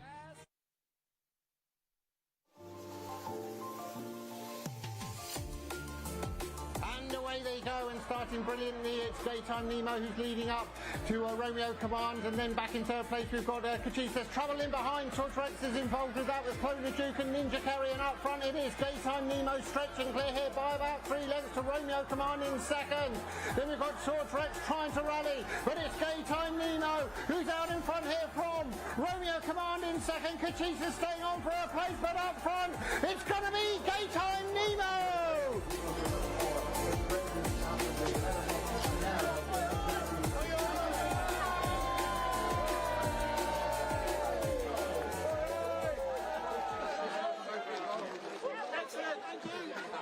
What did you just say to me off air, Joe? 80-1, boom. Daytime Nemo, one of your anti-post picks then, was he on that year? He was 28-1, 25-1 with most firms. I looked a couple of days before the derby started and I saw one went 80-1. I thought, it's just way too big for a dog who's got serious pace. And it was, we put him up on the night as well, the final, done a preview with Dave at the Racing Post, and he said, I said, his draw's perfect. You have Romeo commanding 3 who's going to give him room. You have Kachis in 1. Yeah. I know Swordsrex that year was bingo break, wasn't he? Every round until the final. Every single round. Clona Duke in 5 was a railer. So I thought the 10-1 was too big then, but we were happy with 80-1, and yeah, it was just a brilliant performance. We'll go to 2022 after because we're better the winner of that at 40s as well, but we'll come to that later on. Oh my God. After timing. We've got Heat 4 coming up soon, by the way, and we have a 5-dog field. Track 5 is vacant in the next, and we're not a million miles away from Popper Heiress and Bocco's Diamond. They go back to back in their races, so very much looking forward to those. And I should mention Wickenhead as well, because I keep forgetting. Not forgetting, but I just keep mentioning the two top of the market dogs. Right, we're going to go back to Hobbsy. Look who I bumped into. Emily Wallace, of course, and very much a member of the Gone to the Dogs team and doing some sterling work for Star Sports on the social media. But I'm going to take you to your position as daughter of champion trainer Mark, and we're building up to Proper Heiress. You know, what's the kind of mood in the camp? Well, I'm not used to being interviewed these days, but no, the mood is very, very good. Obviously, we've got Proper Heiress, Harry tonight. He's the only one tonight, but it's really, really positive. Obviously, Dad has won the Derby twice before, but me and Daniel, especially me, were quite young then. So it's really, really nice coming to the track and knowing you're there with a really, really live chance. Nerve-wracking, but exciting. Exactly, and winning the Juvenile Championship, that was a statement performance, wasn't it, really, in many ways, because understandably the hype was with Bocco's Diamond, but, and I'll use the words of Graham Box here, that he said that Proper Heiress gave Bocco's Diamond a running lesson. I don't know that I would say that, but no, definitely. He's absolutely class, and everyone's obviously saying Bocco's Diamond's not fit, and Harry is, but I mean, he's obviously just been running and winning those competitions, but he's the most chilled out dog in the kennel. He likes to run up and down in the paddock, so he keeps himself fit. Even if he wasn't racing, he'd be keeping himself fit. And he just comes to the track and he does what he does best. So I don't see why he can't do that for the next 6 weeks, hopefully. And Trap 4, I mean, he seems to love it. He's won major competitions out of Trap 4, won the Juvenile Championship out of Trap 4. Not a problem. No, definitely not. When he first started racing, he was definitely sort of going left out the traps when he got a slightly tougher draw, but to be fair, he's been unlucky in trap draws that he's just had to learn, and he's been forced to learn how to run from trap 4 because that seems to be what he gets every single race. So no surprise to see him drawn the Derby Heat in 4, but no, he's learned how to handle it great, and he seems to really like it now, to be fair. And just to take you back, what you said earlier, slightly different for you and Daniel now in terms of having a live Greyhound Derby chance kind of ready, of course, Blonde Snapper, and you were knee-high to, you probably weren't even born. Were you born when kind of ready one? I think I was 5 with Kind of Ready and 8 with Blonde Snapper, so I don't have too many memories. Daniel's slightly older, of course. Yeah. So it's nice in that respect to have a live chance. So Proper Heiress aside, it's a very strong team, isn't it? Is someone like Racket Hall Brute underrated at the moment? Because he seems to have done nothing wrong in trial stakes and he's still crazy price, it seems. Yeah, I think Racket Hall Brute he's a funny one because sort of his first half a dozen races for us, we didn't think he was really going to be too good, to be honest. Just lacks so much early pace, but he then went around Monmouth, which you'd think would be a track that doesn't suit him at all, and he just took off around there, and he hasn't really looked back since. He's been flying around Toaster in the last couple of weeks. He leaves it late, but he's getting there, and hopefully he can be a dog that's hard to knock out. And I think you have to mention Table Toppers as well. I think he's been really, really underrated. Not many people are talking about him, which I think is a little bit unfair to the dog because he's absolutely class. Hopefully he does me justice now on Saturday. So you'll never get any money out of me, Emily, but if I had £5 to put £2.50 each way, it'd be Table Toppers, yeah? At the prices, definitely. I mean, he loves it here. I said the other day he was doing 28.60s in January, so on a quick summer track, maybe you could go even faster, and a 28.60 would win the Derby, in my opinion. So, yeah. That Basher Watts, who's taken a 51% share, he's a shrewd guy. He is very, very shrewd. He's definitely a nice one to be involved with. Lovely, lovely dog in the kennel as well. So, yeah, I think he's going a little bit under the radar. I mean, you don't mind that sometimes, but yeah, he's a great dog, and hopefully he does me justice now on Saturday. Good luck on and off the track as well. Keep up the great work. Thanks, Hobbsy. Yeah, I'm hoping he does well on Saturday as well, because he's my nap for William Hill. I wish he'd put a coat on. Oh, well, lips are blue, bless her. It was freezing, didn't she? Yeah. Right, Heat 4, we've got Track 1, Droopy's Trade 2-5, 2 Arthur Job at 4-1, Droopy's Heiress at 4s, Track 4, Longacres Romeo 66-1, and 6 Skirk Joshua is at 20. So Droopy's Trade for Pat Jansen's very, very short for round 4 here, Joe. He is. The trial was a little bit concerning. I think, again, the track was slow on that day, the 3rd of May, 29.47, coming off the back of that running the gym crack where he got beat in the final. So 29.47, first look, they'll take that. And this is the Droopy's Trade race that we are having a look at here when winning at Sheffield. And this was a fantastic performance from Droopy's Trade. And it was Romeo Tomcat in 6 as well. So, you know, that form is there. He's running tonight, Romeo Tomcat as well. So there's plenty of Derby form there. But this was a good performance from Droopy's Trade. I fancied Romeo Tomcat on this occasion. He went to clear him at the second bend, but he just had the door closed on him, and that allowed Droopy's Trade then to go on and win the while. And it was unbelievable how Patrick didn't win the gym crack when he had the first 4 and betting in the final, and somehow got beat. But Danny takes through the parade. Here we go then. Droopy's Trade ran well in the gym crack after a bump. He came 3rd in the end behind Elusive No More. Track 2 is Arthur Job, was 3rd in the Monmore Puppy Derby, but was crowded out of the gym crack at a crucial point in the second round. Droopy's Heiress, not proper, no wins yet in 4, but a complete unknown for me for Maxine Lott, but she's got a strong kennel. Longacres Romeo in 4 has got a decent record here with 6 from 18 and has won 2 minor opens. And Track 6, Skirk Joshua, will have to improve on times, but he has the draw. Now it's basically a puppy race, this one, apart from Romeo in 4. Yeah, this is an interesting race, Danny, I must say. And Maxine Locke, who would bet against her at the minute? Maxine, the way that her kennel's going, she's in just... The kennels in the form of their life. They have been now for 18 months or so, haven't they? So, you know, interested running with Droopy's Heiress. But, yeah, Droopy's Trade, well drawn. And we said about Arthur Job earlier, you know, that one that could just keep going under the radar. 29.10, 29.15 trials. They're going to get you through. You know, if you can just keep repeating them, and 29 dads are going to get you through in 2nd or 3rd. And, look, they'll even win races. So, yeah, very interesting. Another 5-dog affair. Nothing in Track 5, but Skirk Joshua got it to do on the outside for Kevin Boone. Was beat by Kilo's runner here last time out. Was beat at Yarmouth at odds on before that. So does need to improve for what he's been doing. Skirk Joshua, Longacres Romeo, massive price, 66-1 for Dean Blackbird, 29.65 trial. Will need to improve on that. But this is all about Droopy's Trade for me. As long as he can come away level, he'll leave around the bend and he'll win. Then I'm just seeing where Arthur Job is, because I think he can just keep ploughing on and he'll qualify. Yeah, I think he will. I think he'll... It might surprise Arthur Job, and then, yeah, I would say Droopy's Heiress probably will fill out the frame, unless there's a little bit of trouble and Skirk Joshua just manages to kind of keep himself, high, wide and handsome on the outside, as they say. So, basically a puppy race. We've got 2 July 23s in 1 and 2, and 6 as well, so 3 July 23s and an August 23 in the Heiress in Track 3, and this Heiress is actually a girl. They are heading, or about to head into the boxes in heat number 4. Can I just say as well, the first 3 winners have all been around 35-kilo dogs. Just saying. Big dogs. Yeah, if people like that kind of weird stat.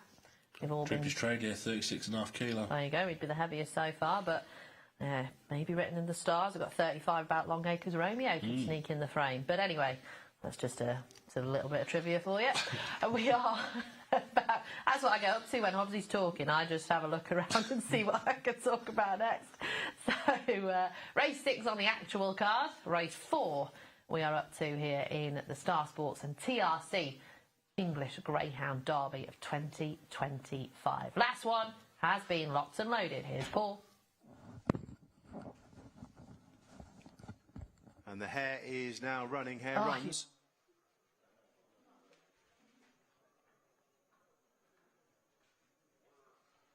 And they're off and racing. The first to show is Arthur Job from the boxes. Also prominent is Skirk Joshua up on the outside, but the early dash of Droopy's Trade now gets him to the front. Following now in behind is Arthur Job, who just moved off there and took the ground of Skirk Joshua down the back straight. And it's Droopy's Trade in the lead. He's gone around about 2 or 3 lengths clear from Arthur Job, who's trying to close now with every stride, and there in turn clear of Longacres Romeo as they turn for the judge. It's hard work on the front end for Droopy's Trade. He's kicked again though. Droopy's Trade hangs on in the end from Arthur Job in gallant style with Droopy's Heiress qualifying back in third. It was Azizi as 1, 2, 3.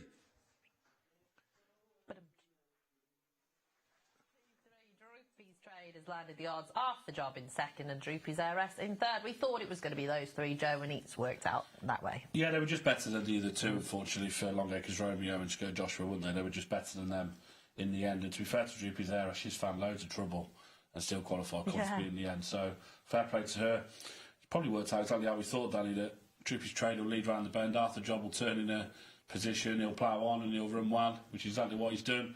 And Droopy's Heiress can follow him back and qualify in third. So we see there hasn't really come away running Droopy's Trade. He's kind of gone up with the boxes slightly. Skirt Joshua's tried, but he's got lovely early pace, this dog, and just moves off here after Job. You see just taking a middle to wide course off the first and second bend and coursing the hare as they all do down that far side. It'd be interesting to see a third bend head on, wouldn't it, just to see what they do at that third bend, as they all course it. And even the railers do that, they move off and chase and course the hare. So a good performance from Droopy's Trade, and good qualifiers back in second and third as well, Arthur Job and Droopy's Heiress. And here is shots of the crowd, everybody very happy, cheering away. 29.34 winning time. It was indeed. I was going to say 37 because I'd forgotten which exactly it was. So 29.34, I think that might be the slightly slowest of the night potentially, but it does get slower as it gets a little bit colder anyway. So Droopy's Trade for Patrick Jansen, July 23, son of Droopy's Sydney out of Droopy's Alice, has managed to pop out and make every single yard. Arthur Job and Droopy's Heiress join him in the second round. So will the draw be as kind next week? We will be getting the draw on Monday, we have heard. So that's when we'll know who's running in the second round. But there they are, heading towards the Did they miss a head podium. on there? Did we see it? Not sure. Did we miss a head on there? Maybe. I'm not sure, to be fair. I can't remember what I've just seen. It's gone. It's in the past, Joe. I can't remember. It's like when I commentate, I don't remember what's happened 3 seconds earlier. No idea. Right, there is the winner's podium. And it's Jim Tate who's taking all the pictures as well. He's a very busy man during the derby and most days really at Toaster, isn't he? He's usually bobbing about with the camera. So Rhea Tillett on parade with Team Janssen. Did a sterling job, Rhea, and a brilliant operation, aren't they? We've just got to wait for Hobbs. He's on the phone. Oh, is he? That's nice of him. He's off the phone. He's off the phone. So, Hobbsy, put your phone down and talk to us. Talk to the guns. Thank you very much, Rhea Jansen's Droopy's Trade. Fantastic performance off the front. You guys have got a mighty team this year, and that's a nice way to start, isn't it? Yeah, I mean, it always fills you full of confidence when you can get a winner on the first night. So we were fairly confident with this lad, but he does need to break a bit better than what he did. But he's got great early, and he showed that, and great track craft as well. Great track craft, and he was rather unlucky. Good winner, of course, by a pal of mine, Dave Lawrence, but he was a bit unlucky in the June crack. Yeah, I mean, you always want dogs in the final, but when you've got four and they all do each other, it's one of them where it's a pain. But he was very unlucky. Still run a great race though, and he's coming forward all the time. And in terms of the team itself, I don't think you've had a stronger team from first to last, if you like. No, we've got a really strong team this year. A lot are younger, like this dog and Tomcat. You know, they're ones that could progress through the competition. Fingers crossed we qualify. But, I mean, you've got to mention the old boy Command, still in there for us as well. And, OK, his legs might be getting a bit old, but he tries his heart out all the time. So, who do you think's your best chance? Am I allowed to ask? I know your old man would just sort of tell me to go away, Hobbsy, but what do you think? It's really hard to say because we have a great team of consistent dogs. I mean, if I had to pick one, if he put it all together, I think maybe Romeo Tomcat. Look, you're going to have a busy night, I know that, but that's a fantastic performance from Droopy's Trade, wins our latest heat of the Star Sports English Greyhound Derby. Super performance from Droopy's Trade in Heat 4 of the Derby. 29.34 justifies the short odds of 2 to 5 favourite. Beats track 2, Arthur Job at 9 to 2, and 3, Droopy's Heiress was third at 5 to 1.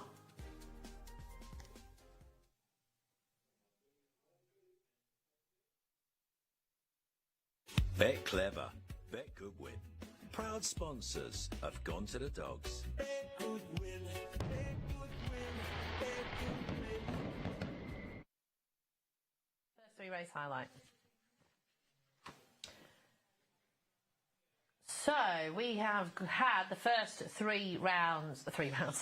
3 heats of the first round of the English Greyhound Derby, and what a 3 heats it has been. The first was won by JT Craze. JT Craze in the end. So JT Craze took out the first, and Droopy's Bookham and Saleka's Tipster were the 2 that joined him in next week's second round. The second race, Tiffield Tarquin, the Naplands for Joe and Keneally's Crackers, beat Bubbly Charger, and Saleka's Sennen was back in 3rd place. Great to see Tiffield Tarquin for the McColls taking the contest. And the best interview so far. 100%. 100% by Bill McCall.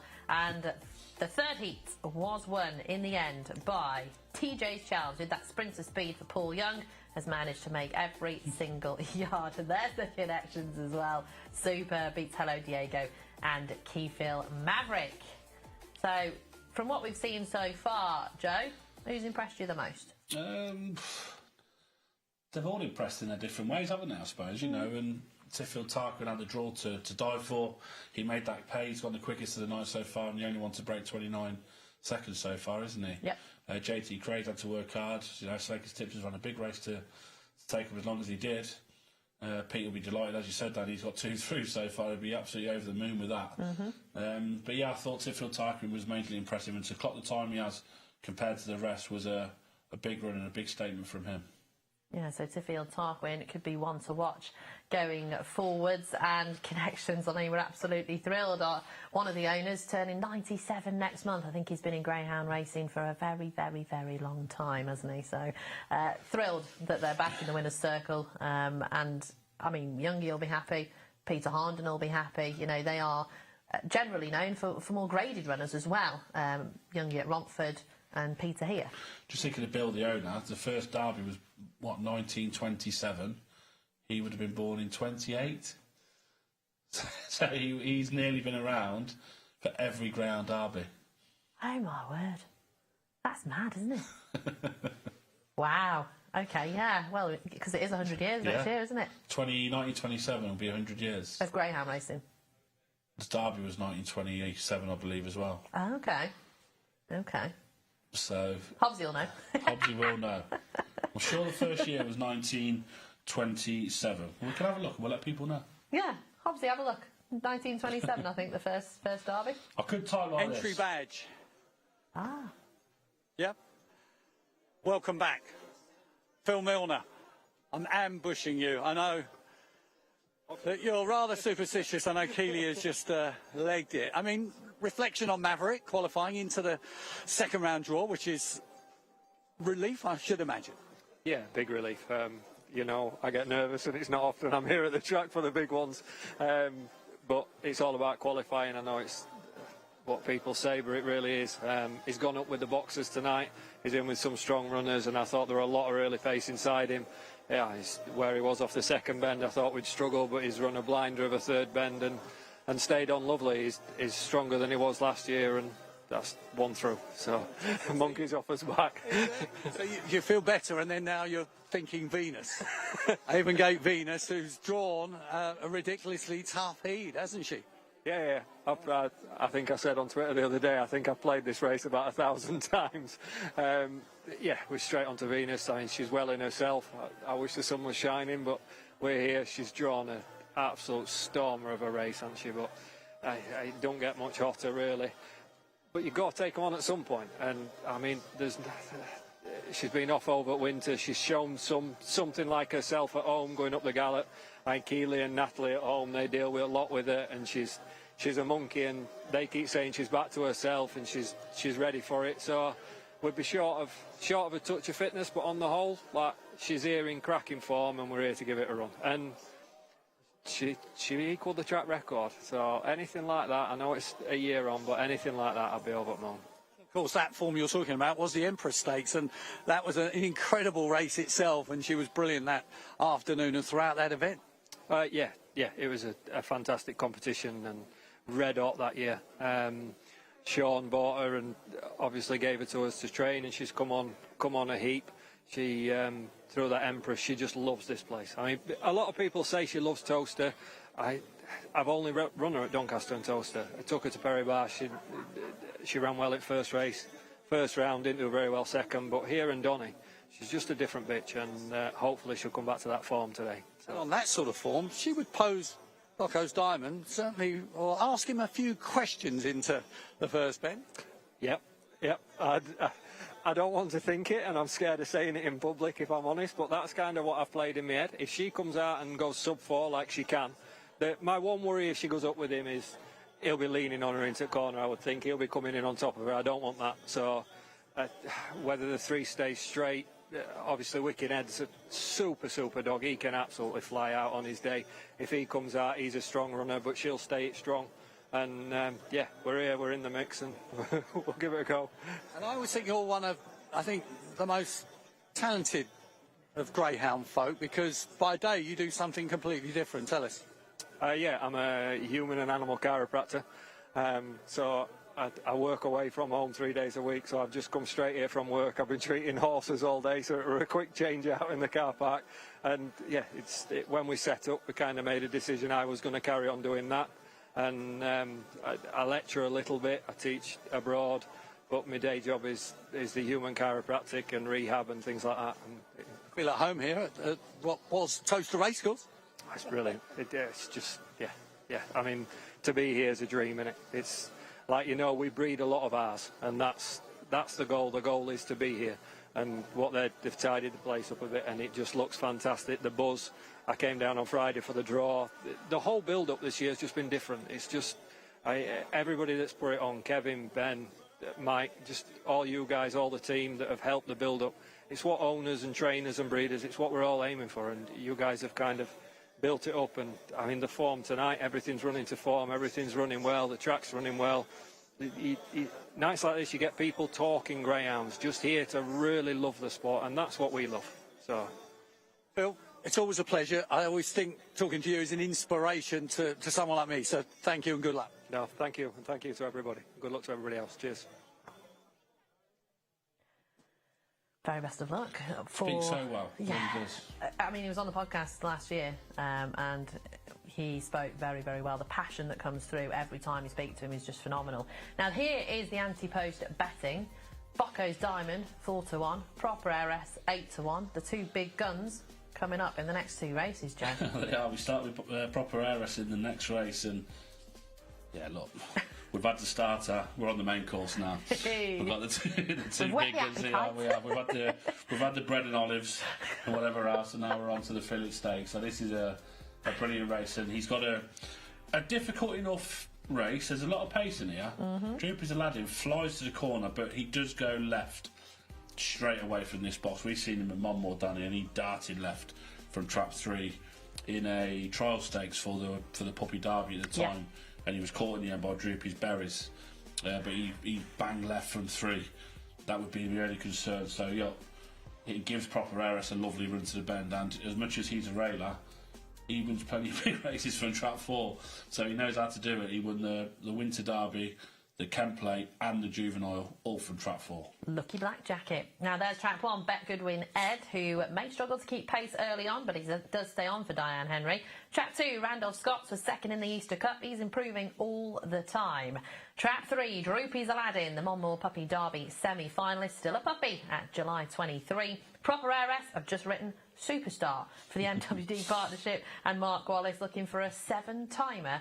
And trap 6, Arthur Crumpet, a solid open performer, and another runner for Pat Godfrey. Yeah, 2 runners. We thought 1. He has yes. got 2. I knew there was another sneaky one somewhere. Here is the Juvenile, the best race of the year so far. Yeah, and it took a stellar performance to win the race, Danny, and you just go through the field. Proper Heiress, Droopy's Punch, Bocco's Diamond, March on Freddy, Boyle Sports Blue and Wiki Ned. What a race. And it did not disappoint, no. I must say. And he come away running Proper Heiress, 4:05 sectional, 28:62 on the clock, and Bocco's Diamond in behind. Just tying up rightly so. We thought he would. And Droopy's Punch flying home to finish second in the end. But a great performance from Proper Heiress. He's been on the go for a long time. Had a little bit of a break since that. Good trial, 28:70 on the 2nd of May. So he's gone well 6 days ago. So he's in good form, and you fully expect him to do the business. Fully expect him. I mean, I've never seen a dog come out under the bars so quickly in all my life as at Monmouth. And I know we've said it and we've banged this drum a few times, but when we were there for the Winter Derby, Joe and I turned round because we were in a little box and we turned around and we looked and both of us just looked at each other after he trapped and went, oh my God, wow. Like, we've never seen anything like this lad trapping. One thing I need to wrap up just before they go in as well. I've said that the draw is happening on Monday because I've heard quite a few people tell me it was Monday. It's not actually, it's noon on Sunday, so that puts our plans back on business for the podcast. And we'll be live on Star Sports YouTube. Yes. So people can tune in and watch the draw as well, which is fantastic. There you go, so midday on Sunday, draw for the second round. There's nothing else round. to do, Danny, is there? You've watched all the heats, you've watched them back. Let's watch the draw Sunday afternoon. Yeah, that's what I'll be doing when I get home. Ready for the podcast on Monday. So we've got 2 to 5 proper heiress, 5 to 2 for Randolph Scott's, 15 to 2 for Droopy's Aladdin, 33 to 1 Bet Goodwin Ed and Arthur Crumpet at 80 to 1. So the bookends have got a little bit to do. They do, and Pete Cronin does not travel for no reason, and he's only brought 2 dogs to the Derby this year, Randolph Scott's and Solmio, who goes tomorrow, I believe. So, yeah. The Kirby runner-up. Now, this dog has got some good form, was second to Hope's Teddy in the Easter Cup final at the start of April, so look, that form's as solid as it gets, isn't it? Second to him, and he's a very, very fast dog and well-bred. Brett Lee, Oil You penalty, he's extremely well-bred. He doesn't travel for no reason. We know that with Randolph Scott's and also with Pete Cronin. So, beat Ball Sports Blue 4.5 lengths on the 8th of March. You know, behind the likes of Untold Dollar, behind Tarzan Maasai, in front or second to Murray's Prince, beat Hawkfield Blue, and that 3-length defeat to Hope's Teddy in the Easter Cup final. So good trial here, 15.68 sprint trial. He's in good form. It's a brilliant race, but this is all about proper heiress. It is. So the second favourite, Anti-Post, is racing next in the black jacket for Heat 5, round 1 of the Star Sports and TRC English Greyhound Derby of 2025. I, quite frankly, cannot believe we are up to Heat 5 already. Absolutely whizzed by. Here's PL. Check them over. The hare is now on the move. Hare runs then. Stand by for a start. They're ready. And they're racing, and a quick start from Droopy's Aladdin. Dive straight for the rails. Also rushing up there is Randolph Scott's and Proper Heiress, who just got a slight knock there, but he rode it well, to be fair to him. Randolph Scott's seemed to check there coming out the second turn. It's down the far side. Droopy's Aladdin has a 2-length split back to Proper Heiress, who's trying hard now. They're well clear of Bet Goodwin Ed back in third. They turn for the judge. It's Droopy's Aladdin hanging tough out in front. Proper Heiress with 1 late lunge, but won't get there. It's a 3-4-1 order, and Aladdin has stole the spoils from the get-go there. Good effort from Droopy's Aladdin. Well done to Mike Burton and the 7 Racing Club. Well, we spoke to Khan, Hughes and Lofty at the head of the show with Hobbsy, and they said they wanted to get one of them in the book, and that's the one. Early. First leg of the 3, they've got it in. So, is he a greyhound who just has to lead to win? Do we know? Or is Droopy's Aladdin, a July 23 son of Serene Ace and Droopy's Natalia, going to be a little bit special? That's the question. Yeah, let's first and foremost, hopefully Randolph Scott's is okay. You can just see, just goes lane there, just pulls up there. He did finish the race. He got round to the pick-up, and then I've seen Peter pick him up at the drop. So he has finished the race. But from everyone here, we all hope that Randolph Scott's is okay. That is the most important thing at the end of the day. You can see him just in the back there. He did finish the race, so he didn't stop.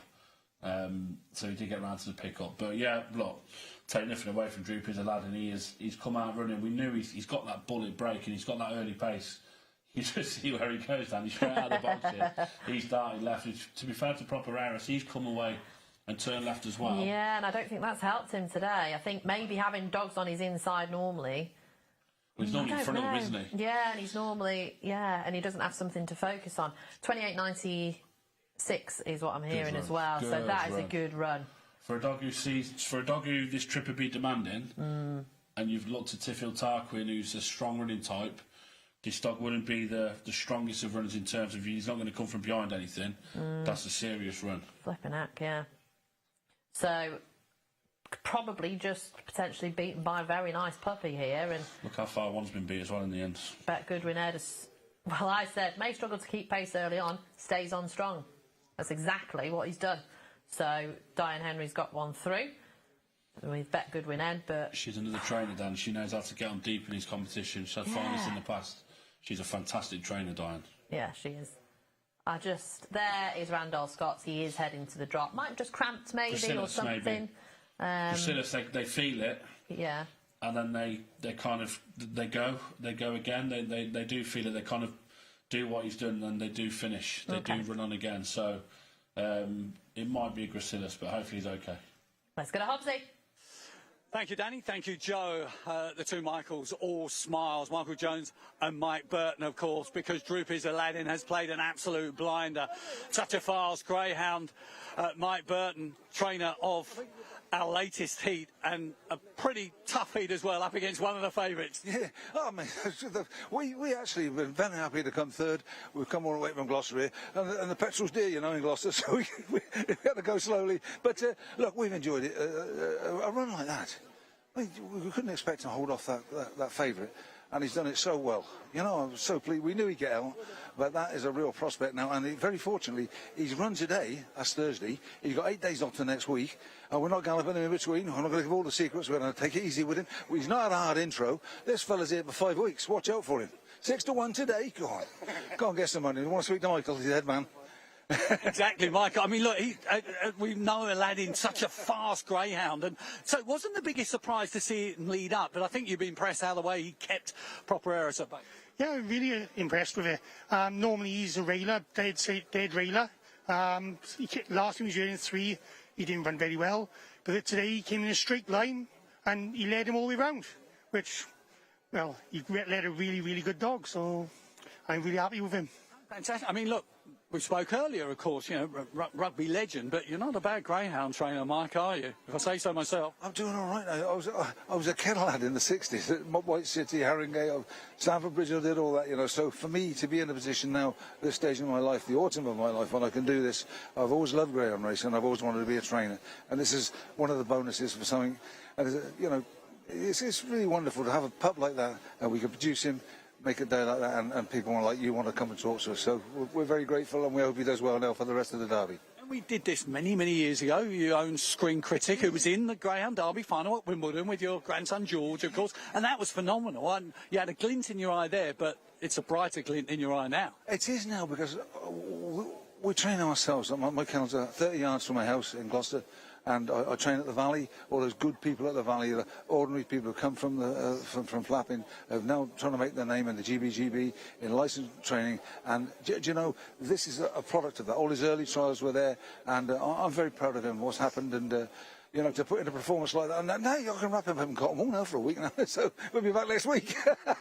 Absolutely. I mean, this is a great success for Michael Jones and yourself, Mike Burton, but for the good people of Valley as well. I mean, this is a real fillip for them, and no doubt, and hopefully they're watching tonight and would have cheered and hopefully backed Troopers Aladdin. Yeah, they've all had a bit of 6-1. That's the main thing, and they'll all have a, you know, there'll be a party there in the clubhouse. But they give us great support there, and when we want trials and you know, some of the training things we have to do, can we get on before this race and off? We get let to go home after the last race or that sort of thing. They're very good to us, and we've always been encouraged down there at the Valley, and I do hope that it continues down there, and that ground racing's it does well there, because you know, we've been under pressure from some of these political people, and you know, I think we deserve a good crack at it. Until let's see how we do. You're a gentleman.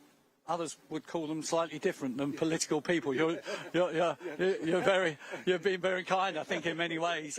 Michael, just in terms of the draw, because I remember at Monmore, you know, turning left and the Puppy Derby, etc. But you did make that point. He kept a straight line here tonight, and maybe that's a different track, or maybe he's just maturing. How do you see it? He's maturing. The more older he's getting, the better he's getting. He's getting used to the traps, and he's going in with bigger dogs and better dogs, and he's, well, getting a lot better. Do you like trap 1, but you know that he can deal with a midfield draw if it happened? Well, really, He could do, yeah, but really, I would like trap 1 or trap 2. Well, you want to be inside. What we have done, though, with the stuff, we brought him along very carefully, and we were aware of his age. He's July 23, and he had a fall here once when we were bringing him through, preparing him for this. And then we took him to Nottingham. It's a great track, Nottingham. And we put him in what was the distance? In the puppy test, it was a 2:55.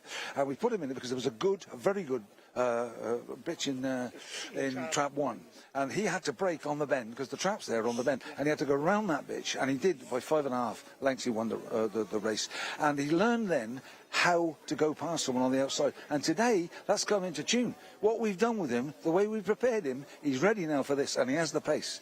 So, you know, I'm delighted with what he's done. We're not getting carried away with it. We've got certain other things to do with him, but we'll be looking after that. And he'll be comfortable tonight in his kennel in Gloucester, and we'll bring him back for the next round next week. The puppy's doing you proud. Yeah, thank you. Very kind, thank you. So, Droopy's Aladdin has won heat number 5, takes a big scalp in proper ARS in second, 6-1 and 4-9 favourite. Track 1, Bet Goodwin. Ed sneaks through to next week's second round at 33-1. Second fastest time of the night, 28.96. Bet Clever. Bet Goodwin. Proud sponsors of Gone to the Dogs.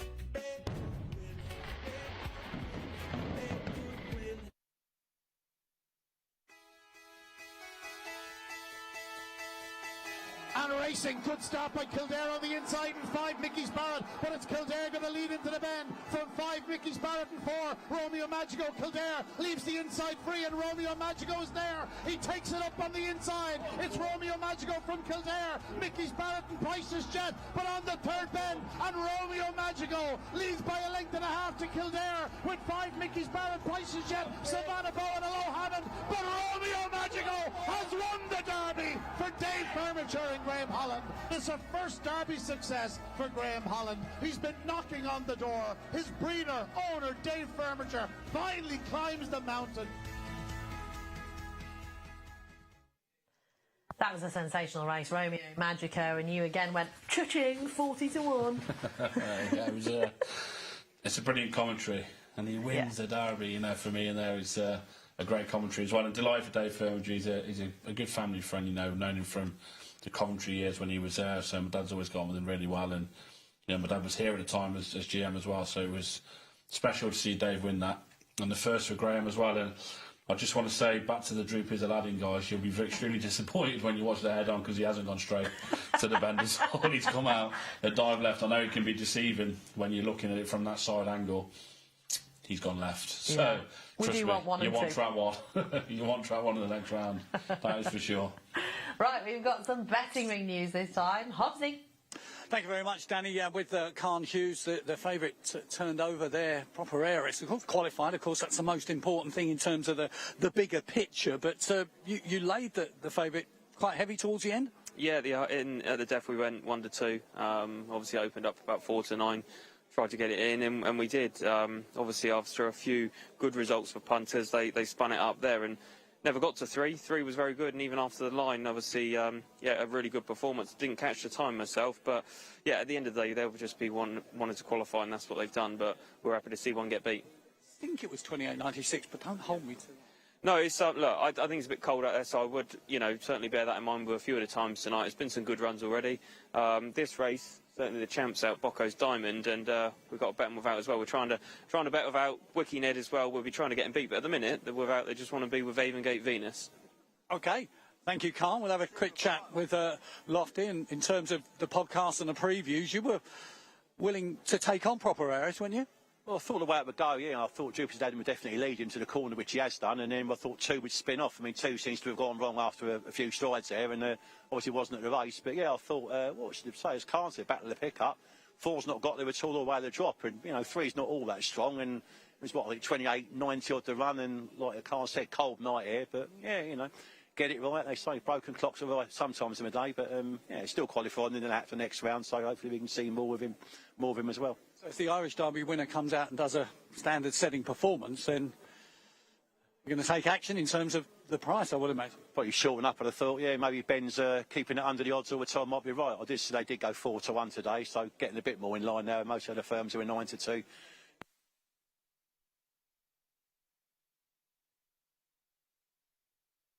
So Lofty, Shrewdy he is. Yeah. He's on the podcast every week with Barry Call, myself and Joe, because we are talking reaction and first kind of thoughts on what the Browns will look like. So that's what will come shortly on Gone to the Dogs. But the champ, or the Irish champ, is just about to be out on the track. We will get our first glimpse of Bocco's Diamond since his colours were lowered in the juvenile.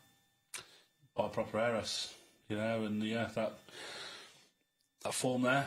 Look, he's ran well. He's been beaten length in the end by a very fast dog, and so you know he hasn't had a race since that race. And just listening to Michael there, really interesting that he used that Nottingham race, that short run to the bend down at 2.55 because he wanted him to go round the dog, and he had a really trappy type in Mossridge Karen on his inside, and he's had to really drive the bend on her outside to lead us. So you know, he's, as he said, that was the 6th race of his career, I believe, or 6th, 7th race he's had.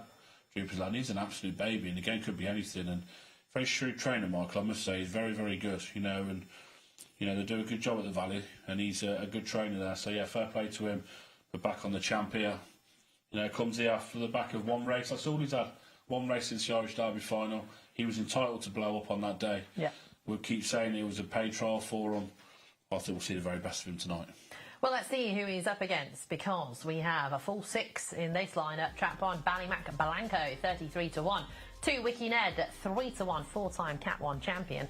3, Droopy's Extra Good, 20s. 4, Killiford Gorham, 50s. 5, Avengate Venus, the Emperor Stakes winner, 8-1. 6, Bocco's Diamond, 2-5 favourite. Can he do the double? Oh, absolutely, and he can do it unbeaten as well. He really can. He's that fast, and people saying the fastest dog in the world, and you know it's the fastest dog that they've ever seen. You know, big statements. But he's what, 16 from 18, is he? I believe, or something silly like that. Yeah. And look, he's a machine, and even the fastest sectional was, I think he was 13-2. Now, if this dog traps level, nothing's leading him, and he'll be clocking 3.93s, and if he does that, he'll win the fastest sectional market. So. He's going to put an absolute dominant run here. I was trying to think who did it last year, and it was in the first round, and it was a bitch in trap 6, and she absolutely motored up into the first bend. Irish runner. I can't remember who it was. Buckley's. Yes, it was, and I can't remember who it was now. But Glengar Martha. That's it. Thank you. Yeah, and then never really saw her as after that. Like strong bitch. Right, here we go. On parade, trap 1, Ballymac Blanco has been off a while. Might struggle to defend the rail here from this lad, Wiki Ned, 4-time Category 1 winner and Greyhound of the Year 2024. Trap 3, Droopy's Extra Good, 2nd in the 2024 Gym Crack and 4th in the Puppy Classic last year for Heather Dimmock. We've got trap 4, Killiford Gorham, who might give them a start, but will be staying on for Dean Blackbird. Trap 5, Avengate Venus, she looks ready to go, and she loves it here. She's 7 from 9, including the Empress Stakes. And there's the champ, the Irish Derby winner, the fastest dog on the planet, some may say, Bocco's Diamond. And that runs his UK runs, where it says 1 UK, 1 run, and 0 wins. So people are looking, why is he 4-11? He's only had 1 run and been beat, but no, that is UK runs. And a massive thank you, Danny, to everyone watching. Over 1,500 viewers at the minute, which is brilliant for us. You know, we normally get around 400-500, we think, and we see that on the show. So, yeah, 3 times that, so massive thanks to everyone who was tuned in. And hopefully you're enjoying the action. And I know that United have just kicked off, but you can put it on your phone. I know what it's through. We've got the Irish Derby that we can have a look at when Bocco's Diamond, arguably at his best. No, it wasn't a track record winning run, but he's had to clear everyone on the run to the first bend, and then that was it. Cheap Sandwiches has done well, though, to be within a length of him at the line. Yeah, he's a proper dog in behind as well, I must say. And this was a great final. Callaway Kindergare back in 3rd, Single on Dolly back in 4th, Ball Sports Bar back in 5th, and then Lucky Julie back in 6th place. And a fantastic final. The Derby was later this year, and we still have track records being broken throughout the competition by the likes of Bocco's Diamond. You know, Cheap Sandwiches stayed on well there in the end to not be beat far in the end, was only beat in length, and the rest of them were clawing that gap back. Not in time though, and he went through the competition and beaten. He did. So can he do it again? Well, it's 7-1, I think, ahead of the first round that Star Sports were going for a dog to remain unbeaten throughout the competition, and he could well, it's bigger than his actual price, so you may as well. We've got Cheap Savage is running later on as well in the final heat at 9:15. He goes from box number 6 as well, doesn't he? Yeah, I thought he did. I was just checking. Quite to be on the Trap Challenge 6, wouldn't they? With all the short Well, you wouldn't want to go with 5, pack. would you? No.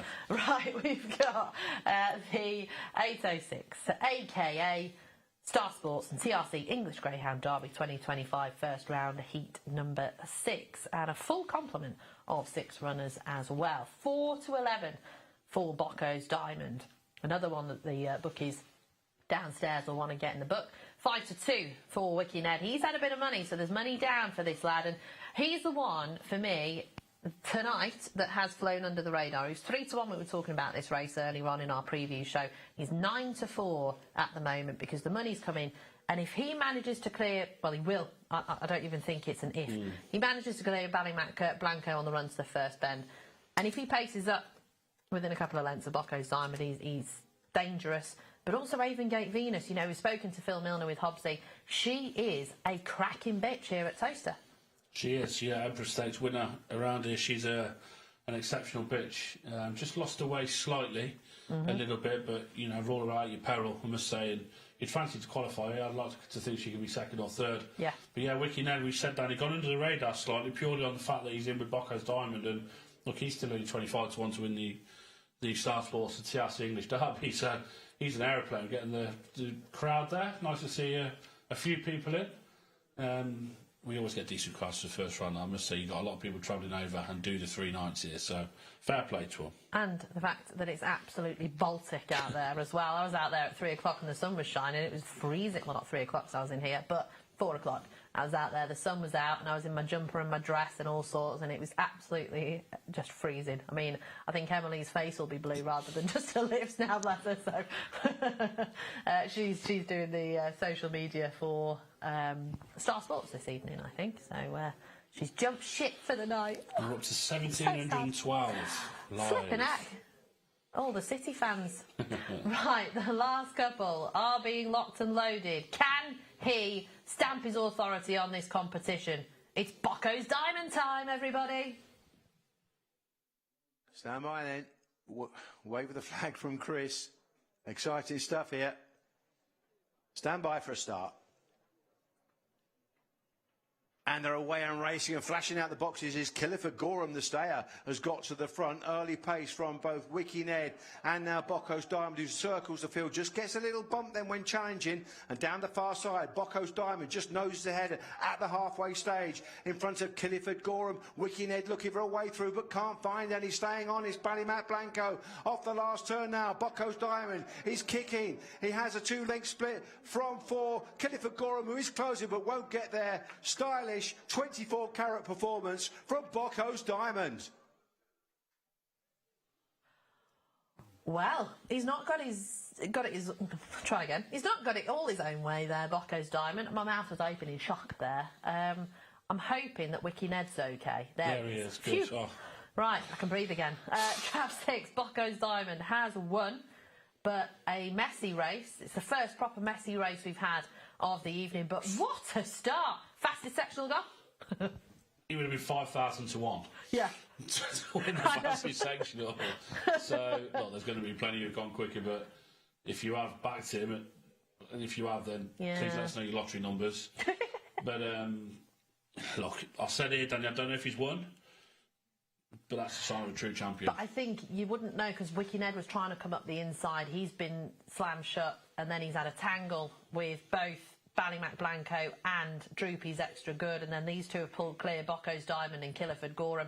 One's qualified in third, Ballymac Blanco. So effectively we've got 3 big guns really out there: Wiki Ned, Droopy's Extra Good and Avengate Venus, all out of the running. Yeah, lost them, unfortunately. You know, you can see Ballymac Blanco beyond the field there as well in Trap 1, but a bullet brave for Killiford Gorham. But yeah, great to see Bocco's Diamond return to winning ways. It is for Graham Holland and the Remember Them Syndicate. I'll be fascinated to see the time, and I do want to see that split as well, because we know both Wiki Ned and Bocco's Diamond can split up to the first bend, and that lad, the stayer, wow, for Dean Blackburn, he'll be thrilled. He hasn't got any quicker than 29.20 there. Do you not think? No, I wouldn't have thought so. Okay. So, I might be proven wrong, but yeah, it was a bit of a scrappy race. He's had to work hard to hit the front. He's tied up again there. yeah. But he's running into fitness, isn't he? Yeah. This is his second race since the Irish Derby, so you can forgive him for just needing that. Just see Wicking Ed there. I knew he'd gone, but he is up, which is the good news, and he looks like he's... The thing is, of course, with falls, they sometimes look a lot worse than they are. He will be checked over like that. They're elastic bands, aren't they? That's what we say. So we will find out how he is. That's track 4, Killiford Gorham. So he's off to next week's second round. And here is someone. Bocco's Diamond. Oh, it must be, yeah. Bocco's Diamond coming up. I was just trying to see, because obviously the blue jacket's thrown me slightly, because I know Wicking Ed will have been coming off, and Ballymac Blanco, who's through to next week as well. But Bocco's Diamond, here he is. Here's the champ. Round 1 done and dusted in the bag. Graham Botts and the team can just chill. Yeah, you'll hear from them now, and look, they'll be extremely pleased. I don't know if we've had the winning time yet. We're just waiting for it in our ear, but we don't think we've had it. Unless Hobbsy knows, and we can go over to Hobbsy now. Thank you very much, Joe. You join us at the presentation because the Irish Derby champion has kicked off his English Derby campaign with a brilliant victory in Heat 6 of the Star Sports and TRC English Derby. Saw Wicking Ed seem to walk off okay in the hands of Melanie Fennick, so we'll check, but seems okay, does Wicking Ed, but we're going to try and have a chat with Team Holland. Nicky Holland, of course, they've got a busy night ahead, the likes of Cheap Sandwiches running a little bit later, Val Tashadelic as well. 1 or 2 pictures going on. Graham, initial reaction to that? Yeah, he ran really well, didn't he? Stayed on much better. Seemed to go up with the traps again, but it's not Shelbourne. We've got to get used to it. Have your picture taken? And we'll... Graham's in the house as well, Graham Holland, which I will actually venture the question. It's quite unusual to see Graham so early in the English Derby campaign. And so I'm going to go around the outside here and have a chat with him. He's had plenty of pictures over the years.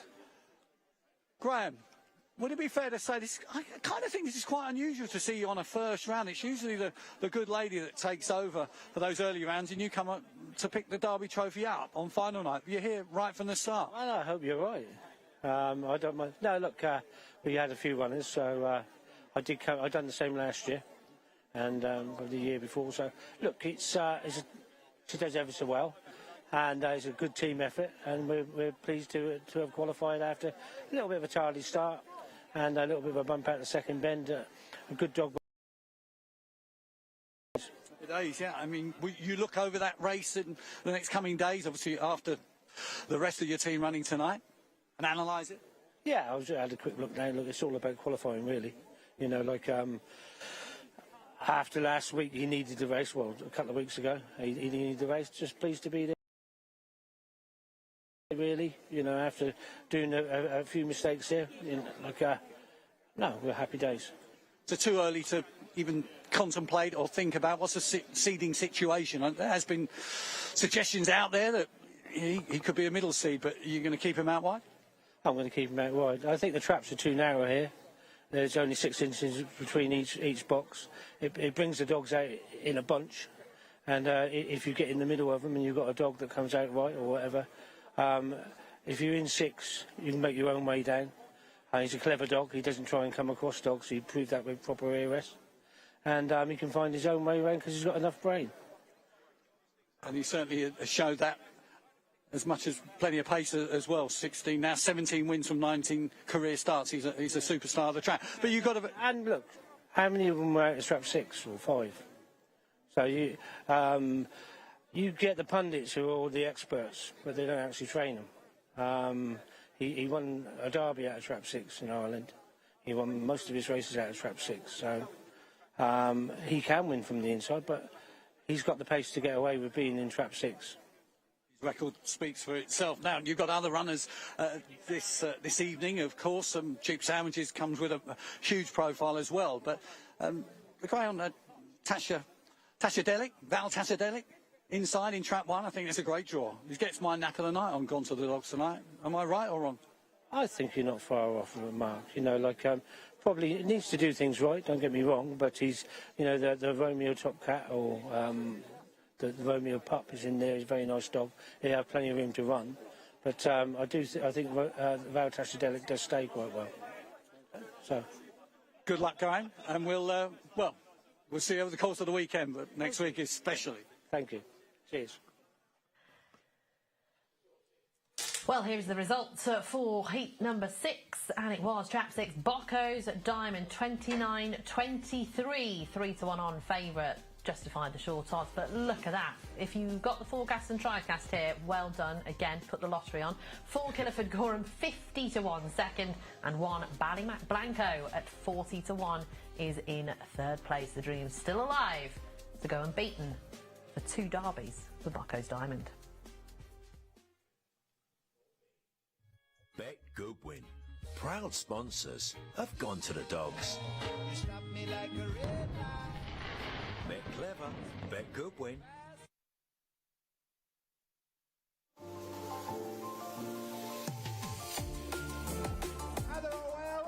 Calora Lyon's got a flyer. He's bolted out of the boxes and goes into the turn with a lead from his kennel mate. Thorn Falcon up on the wide outside.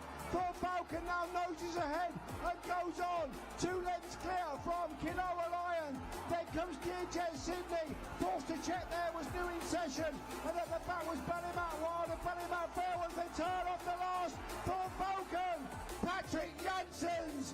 You are the Belgian heroes. Thorn Falcon wins for the 2 Dragons of the Lion and Patrick and Cheryl Janssens.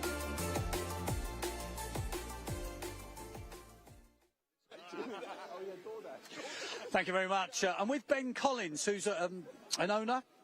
I think Kennel Hands licence as well with Tom Hilbron, of course, part owner of Droopy's Bookham, who booked his place in the 2nd round of the Greyhound Derby, ran in the 1st heat. How do you rate that performance? I thought it was pretty good.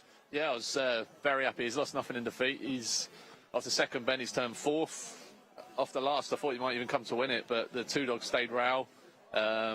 Just pushed him outside, and he's finished well with JT Craze, and yeah, more than happy with that. Yeah, it's all about top 3 tonight, but. Yeah, he'll come forward without a doubt. Yeah, he's on his 2nd run for us.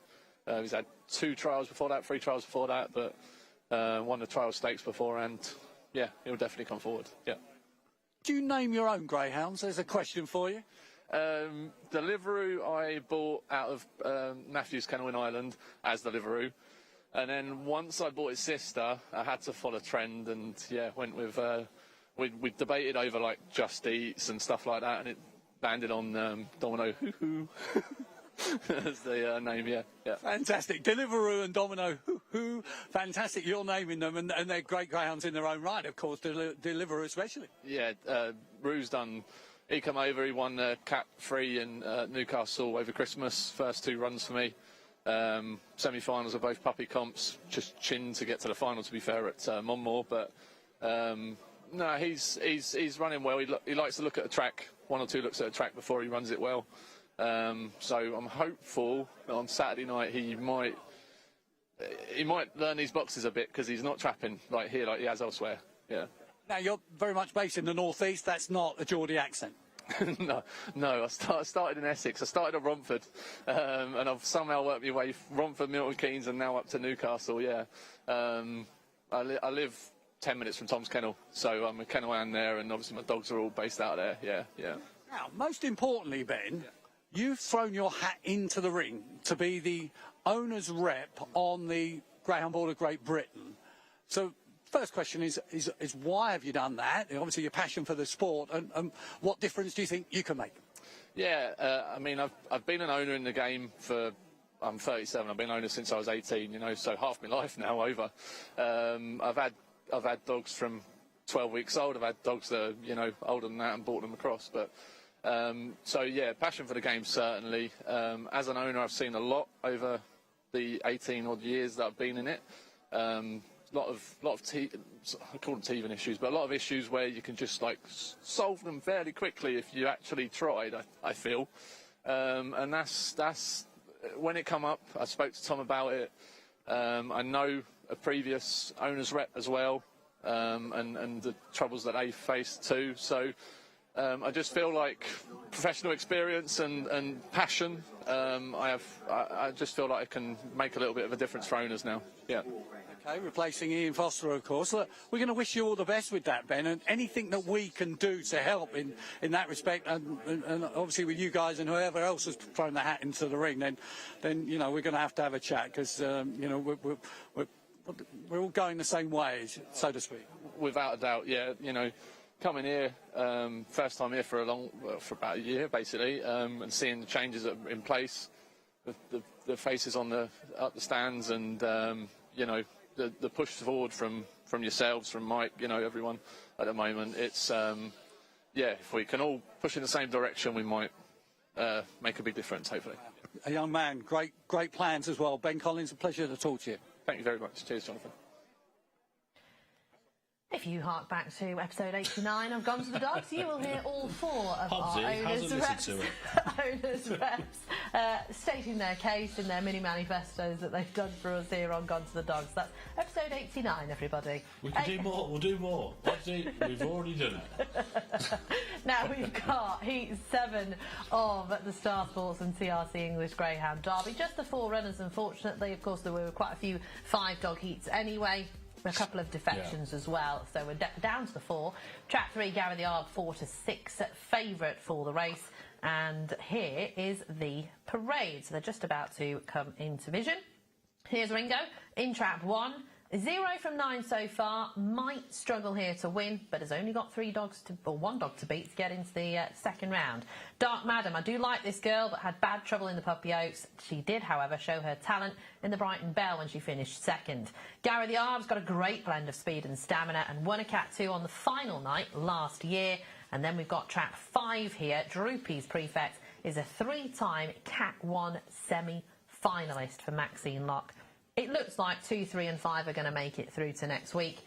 But, as we've seen, there have been 1 or 2 shots throughout the night, Joe. They have, and strong runners like Gary Liard, this will help now, only having 2 dogs to pass if he has to pass any at all. Dark Mad, a big price, I must say. She won the Puppy Oaks here, so she likes the track.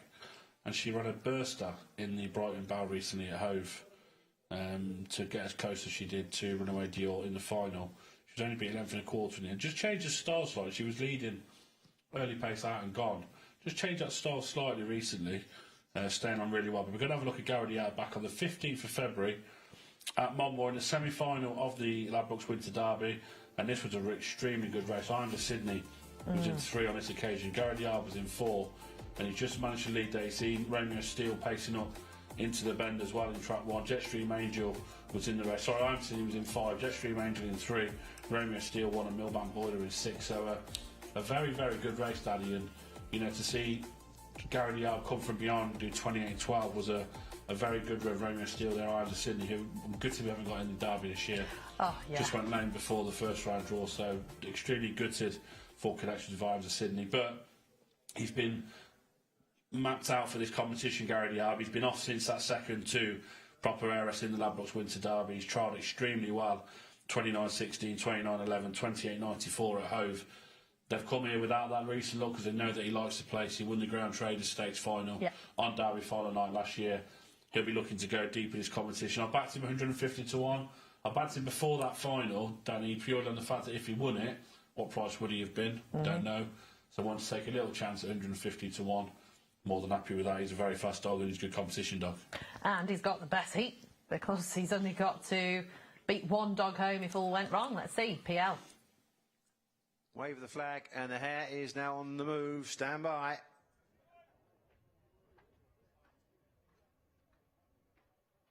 And they're off and racing, and a flashy break from Dark Madam, looking to lead into the turn though. Pace up on the inside to challenge, but couldn't find the room. Was here's Ringo, and on the outer, Droopy's Prefect has got to the front from Dark Madam. Then there's a gap back to here's Ringo. Gary the Arb is going to struggle from there as the 5. That's Droopy's Prefect has a length lead now from Dark Madam, who's challenging coming off the last bend. Not too much to choose. They barge together up towards the line. It's Dark Madam from Droopy's Prefect who got back up.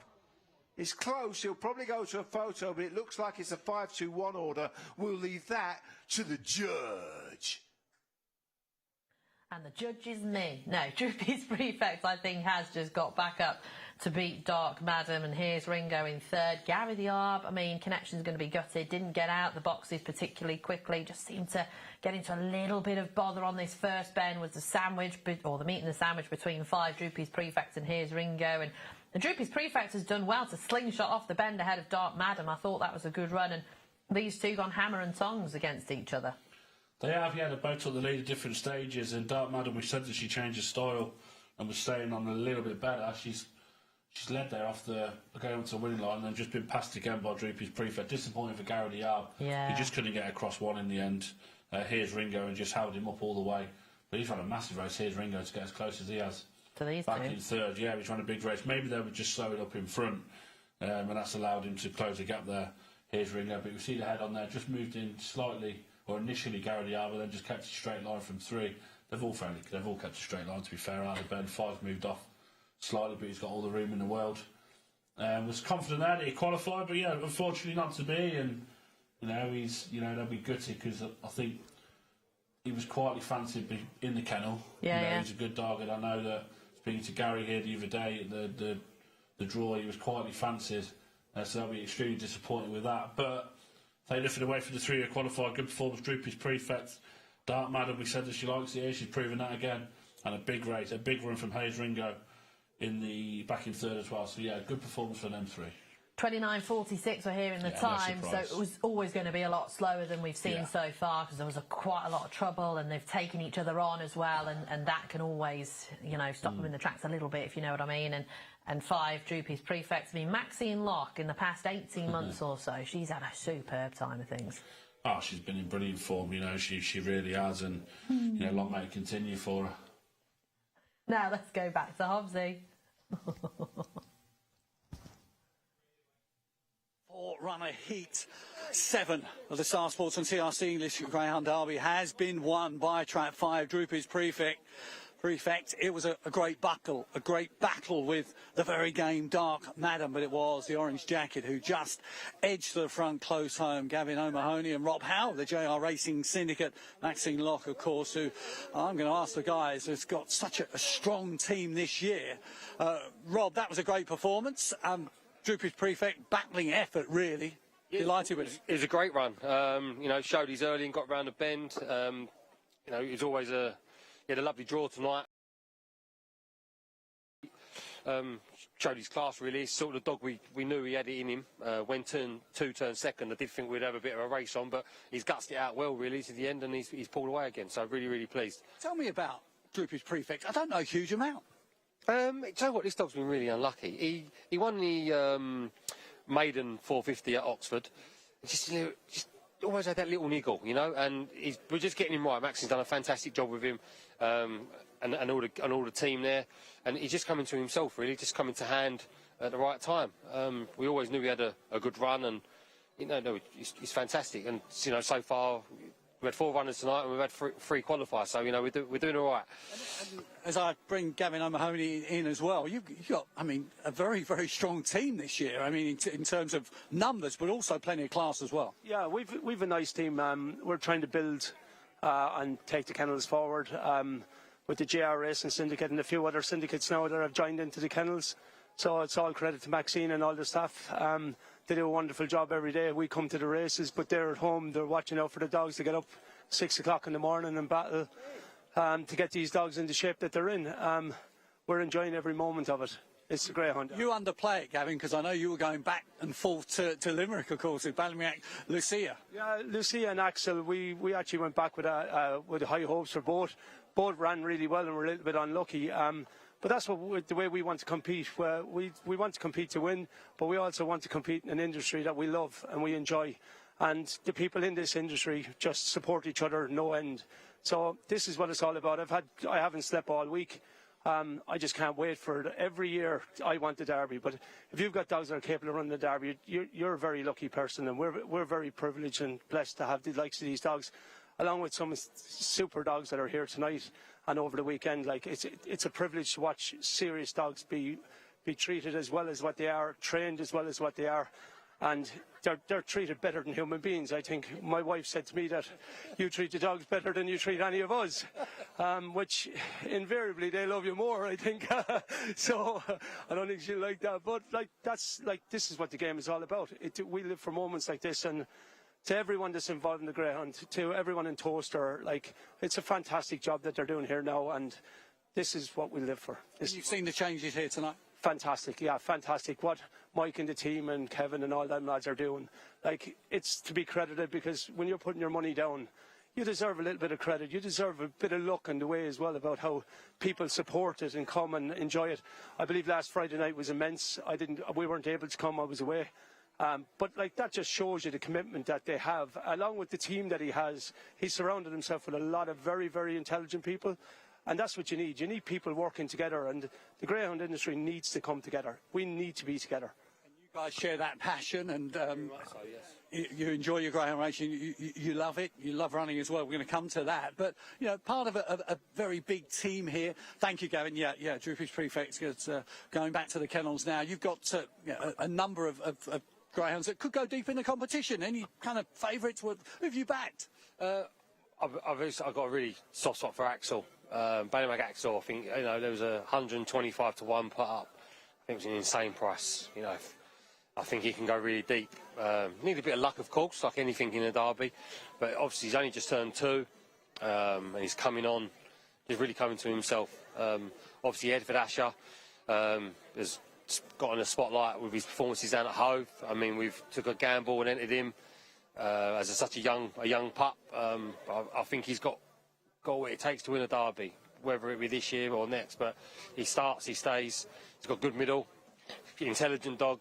So fingers crossed. But we're here for the ride, and we're going to enjoy it and say first round, and we're doing all right. One more to go. Exactly. London Marathon, you got through it. Yeah, I got through it. Wasn't my day. The heat got to me a little bit lame in my left calf. Listen, it one day at the office, as they say. I'm still here. There was a lot of people that didn't make it back. Unfortunately, there was a lot of people struggling with the heat and etc. I booked to do the Berlin Marathon, so I'm off to Berlin in September. So people probably think I'm mad. Well, I am. So we'll go and we just enjoy it. And that's my release, apart from Greyhound. So absolutely no, fair play, and you underplay yourself as well. You did it in 3 hours 25, and if that's poor from your stand as well, that's an incredible run. I'd just like to thank everyone, yourself and Gone to the Dogs, everyone else who's supported, especially and Michelle. You helped us raise an incredible amount of money for some special charities, so it doesn't go unnoticed, and we thank you. Thank you, Rob, and well done, and good luck in Berlin. Cheers, thank you very much. Well, the result is in for heat number 7. Droopy's Prefect 9 to 4, second favourite in a win time of 29.46. Beat Dark Madam at 6 to 1, and Trap 1 Here's Ringo also makes it through to the second round at 25 to 1. Bet clever, bet good win. Proud sponsors of Gone to the Dogs. Bet good win. Bet good win. Bet good win.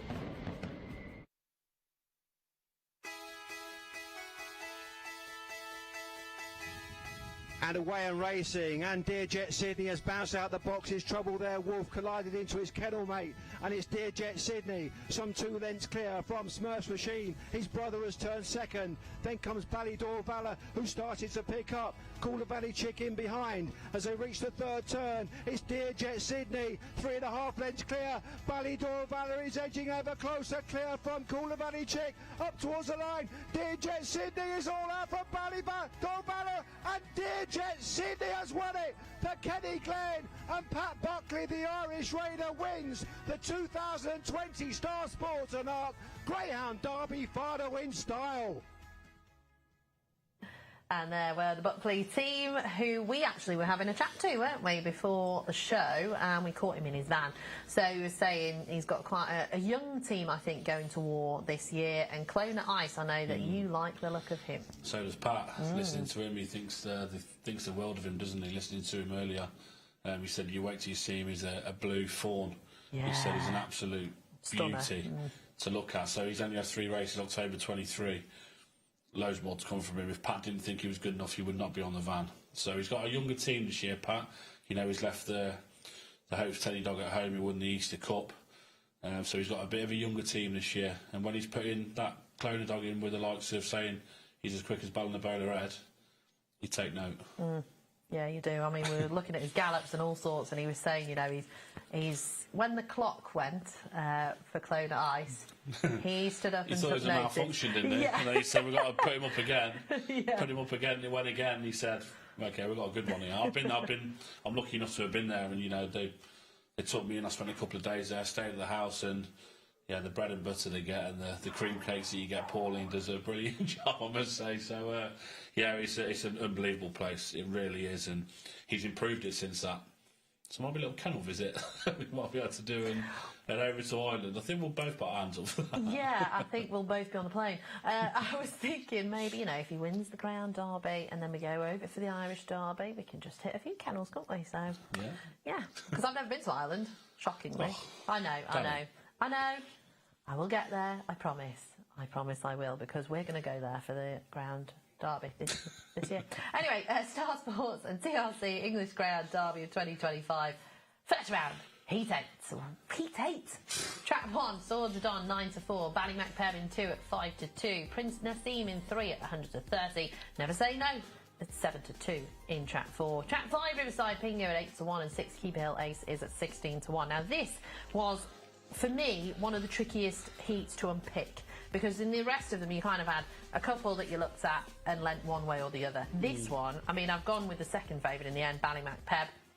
He's a puppy, he's an August 23, he's from the Liam Dowling kennel, who know how to win a derby, and I actually thought he might have quite a big future, because he's still a pup and Liam Dowling's brought him over for the English Derby. And he's only been sprinting. He's had that one trial, 29.04, that he's done here in 15.75, but before that in a novice stakes, and he was been sprinting at Tralee. So look, Liam very rarely leaves without a winner in the first round or a couple. You know, he's normally, you know, double-handed at least. So I'm with 2 as well. I think that these newcomers, they could be anything, Danny. You know, they could be absolutely anything. So yeah, I'm also with Ballymacpeb.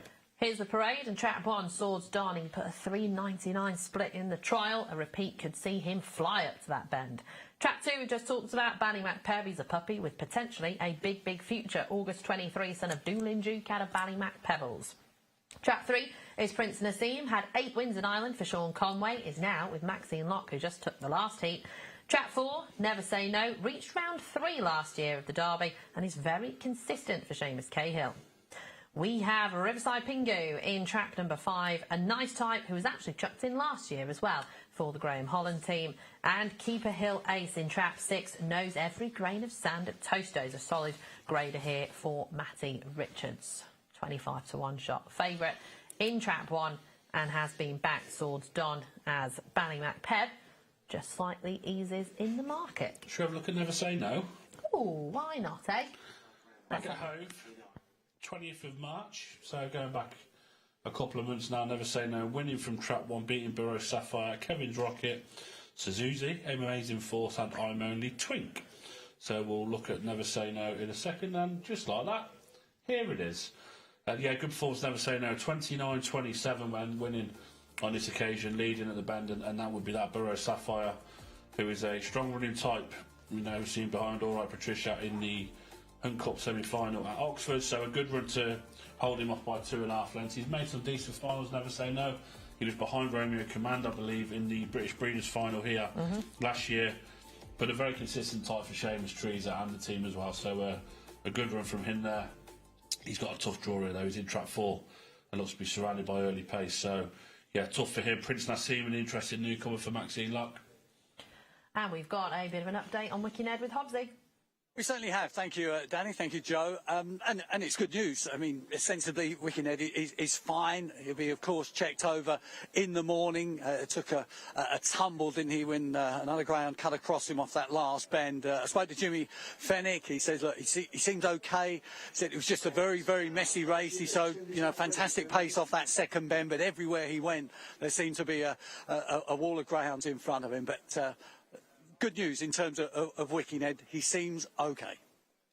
Good. So yeah, I mean, sometimes things come out and it's come to light the next day, a couple of days later. But we know Jimmy Fennick, obviously, and every trainer that I've ever spoken to, they get them checked out 1-2 days after and just make sure that everything's working as it should. They'll have the physio out because that's what happens, you know, in the Greyhound world. So yeah, he will get the very best care if there is even a slight little niggle. So as they load up, we've got Heat 8. We've only got 3 races left, Joe.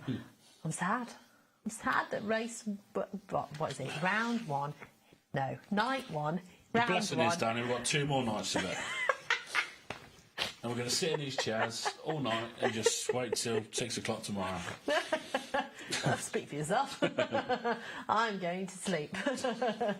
No, we've got a preview show as well, if you haven't already watched it. 3 o'clock, we'll be live from this studio tomorrow, just having a bit of a chat about tonight. And then, of course, tomorrow evening's action. But do join us DW here tomorrow. It is DW here tomorrow.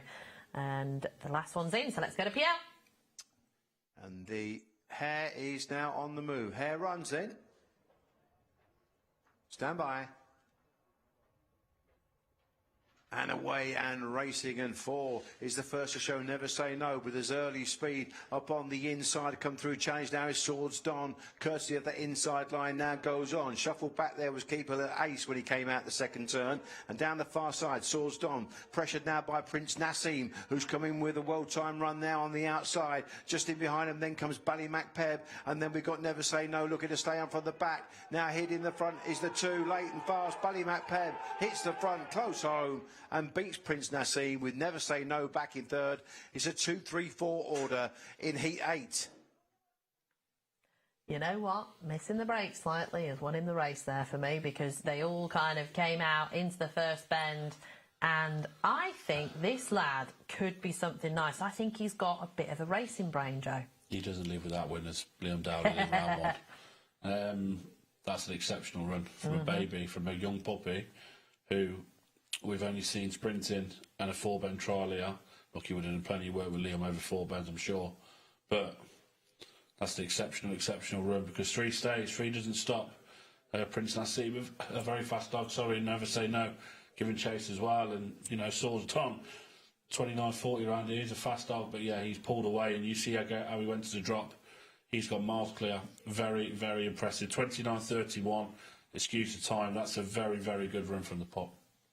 It really is. I mean, you can see here on the run to the first bend, one's come out of the trap's right, Swords Don. He's tried to sneak up the inside as Ballymacpeb. Like I say, missing the kick here has really helped him, because one, Swords Don has just edged off slightly, as has a couple of others actually as well. There's been trouble for 6, Keeper Hill, Ace, and down the back you can see Prince. Really well, isn't he? Yeah, I think he's quite a well-balanced type, and I remember speaking to Jim Cremin, and he was speaking about someone that had told him years ago, and what you're looking for in a superstar is the balance on the bends. You know, if you've not got a well-balanced greyhound, they're not going to win races. Or certainly not the top races anyway. And I think this lad could be something a little bit special.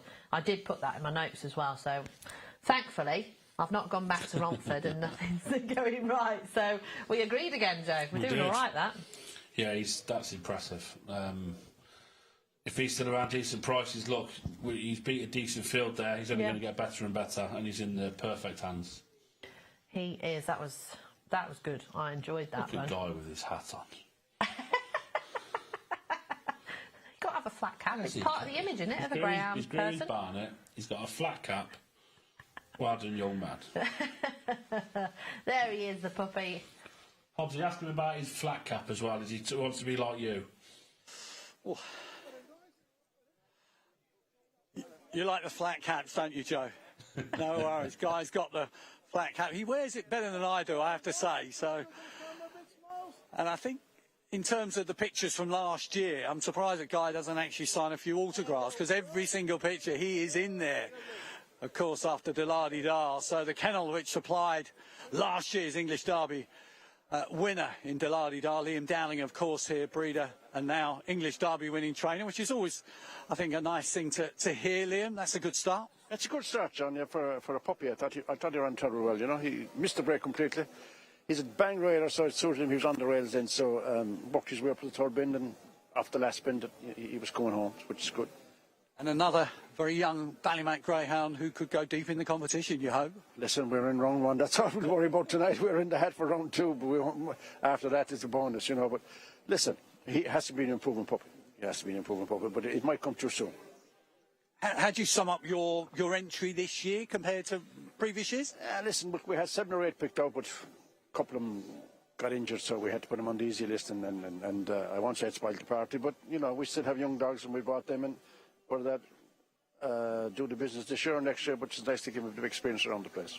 And where do we stand with Da? I mean, of course, famously, your Star Sports English Derby winner 12 months ago. How's he been since? He's been good, you know. We hadn't had a big, heavy campaign with him. We ran him at the Easter Cup. He got knocked out of that, so we let him off after that, gave him a few spins around, and he's in good order. He's in good order. He's well drawn on it's a Friday night or Saturday night, but no excuses. Look, he knows his way around, so, you know, we got to see what he's made of now.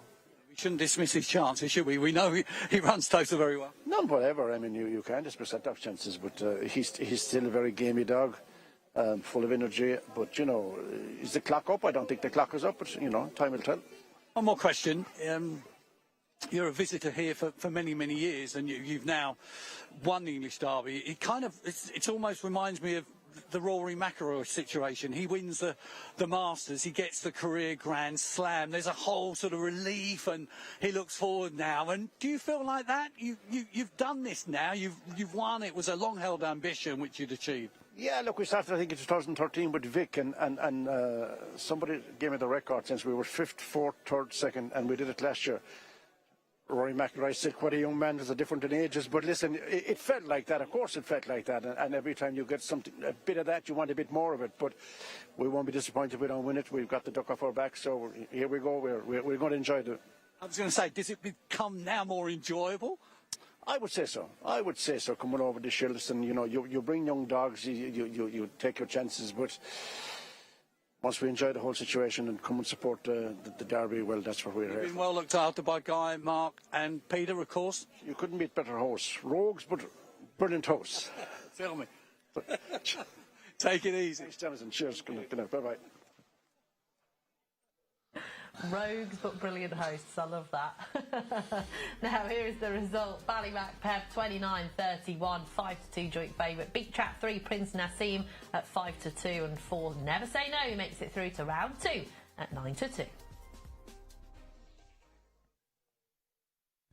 Bet Goodwin, proud sponsors of Gone to the Dogs. Bet clever, bet Goodwin.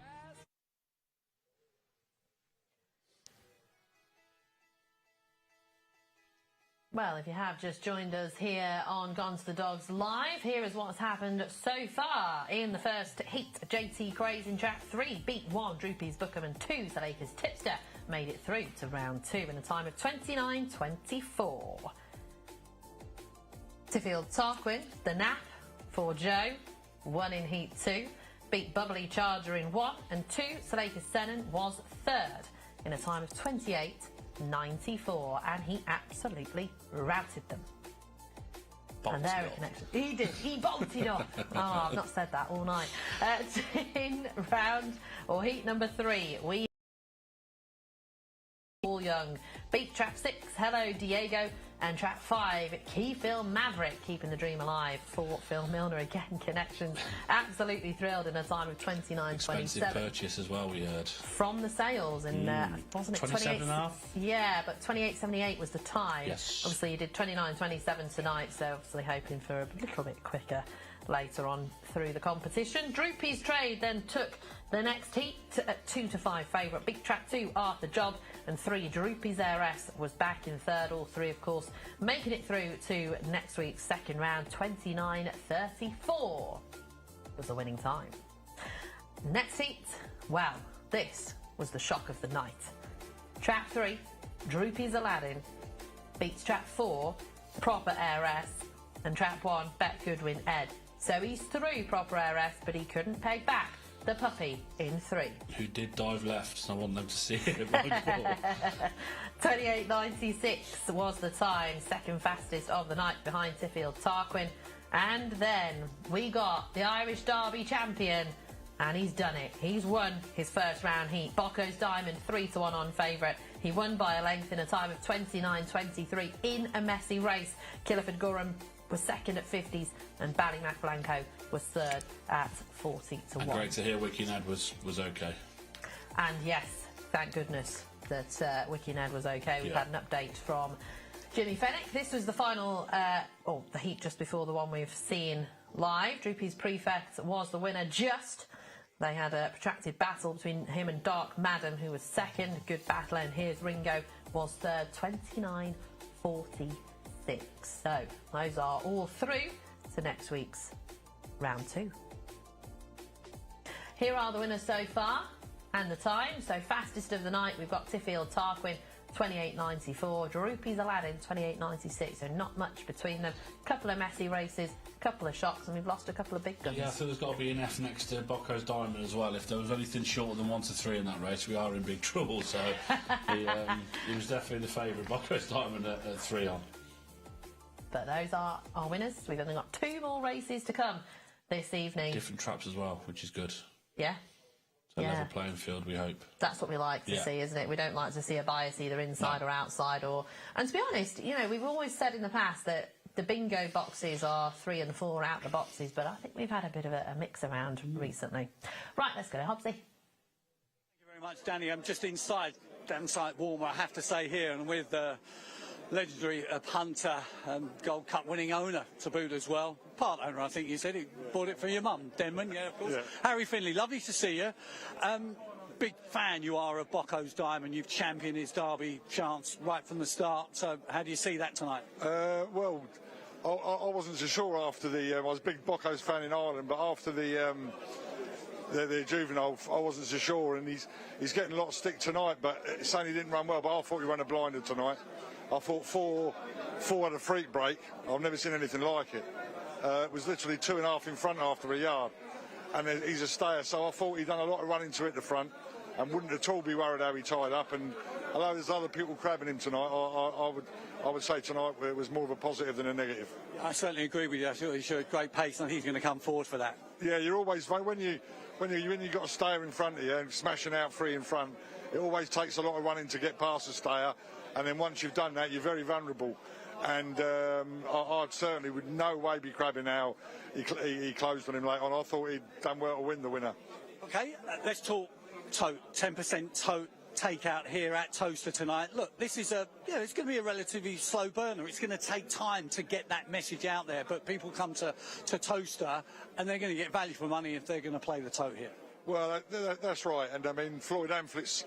He's been the few people to support what I've been trying to do over the years, and he's always said it's going to take a long time to change people's habits, especially perhaps with Derby punters and hardened punters having the 1s and 2s on, because at the moment the liquidity is not there. But the Derby's the perfect opportunity to get there. When we've got the second round, third round's a great night, and of course in the later stages. We're hoping we'll have a lot more liquidity, but I'm 100% convinced it's the only hope for the sport going forward. And it's great to see the smaller punters here, all consistently beating the SP, and for the first time for decades getting a bit of value when they do have a bet. Are you going to be here for the duration? You're picking and choosing your round? And here tomorrow night, and then second round I'll probably come up at least one of the nights, probably 2. Because once you come up from Devon for 1, you might as well stay with the 2. But no, I'll be coming on a few of the nights anyway, and certainly trying to find out how much we're turning over in the wind pools. Exactly, and we had a great Q&A with yourself and Gary Wiltshire a few weeks back for Juvenile afternoon. It went down very well. You can watch it on YouTube, of course. Yeah, there's a few things on YouTube, but they're all bashing the 10%, but I won't give in, and I'll keep banging the drum. Top man, lovely to see you, Harry, and good luck. Great to see Harry. We've had him on the podcast as well a couple of weeks ago. He was one of our first guests on the studio podcast, and I honestly could have spoken to the man for hours. I think we had to cut it off around 1 hour and 45. So he loved it as well, didn't he? Yeah, he did. Yeah, so, told a few stories as well that he hadn't told before. So well worth a watch. It is on our YouTube channel, which of course you are watching right now.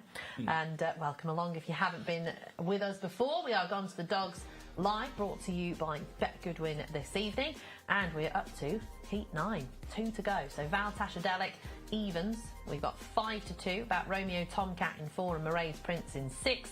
12 to 1 Droopy's Job in 5 and 40s for Savannah Mongeys in trap 3. 2 is vacant for this race, and Valtasha Delic, the next best, Joe. Can we have an up and next best going?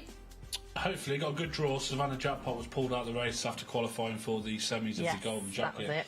Of course, look, I don't think Savannah Mongeys can win, but clocking 406, 407, 405 sectionals and trapping, you're going to get in the way of the likes of Romeo Tomcat. Droopy's Job, now he's a little bit of a kidder. He goes as fast as he wants to, Droopy's Job, but he can run. Yeah, he can run. But it was funny. We were at the preview on Tuesday for Star Sports, and we were going around everyone saying, "What do you fancy?" And got to Jerry, the judge, and he said, "I only know one dog in the Derby. It's Droopy's Job, and I got him beaten in A2 at Sunderland, and now he's in the Derby." So yeah, Jerry was fully aware of who he is, and Mirage Prince, listening to Ian Fortune, he said if this was at Shelbourne Park, Mirage Prince would beat Valtasha Delic by 5 lengths, and he'd be odds on to beat him. So this isn't Shelbourne Park, this is Toaster, completely different.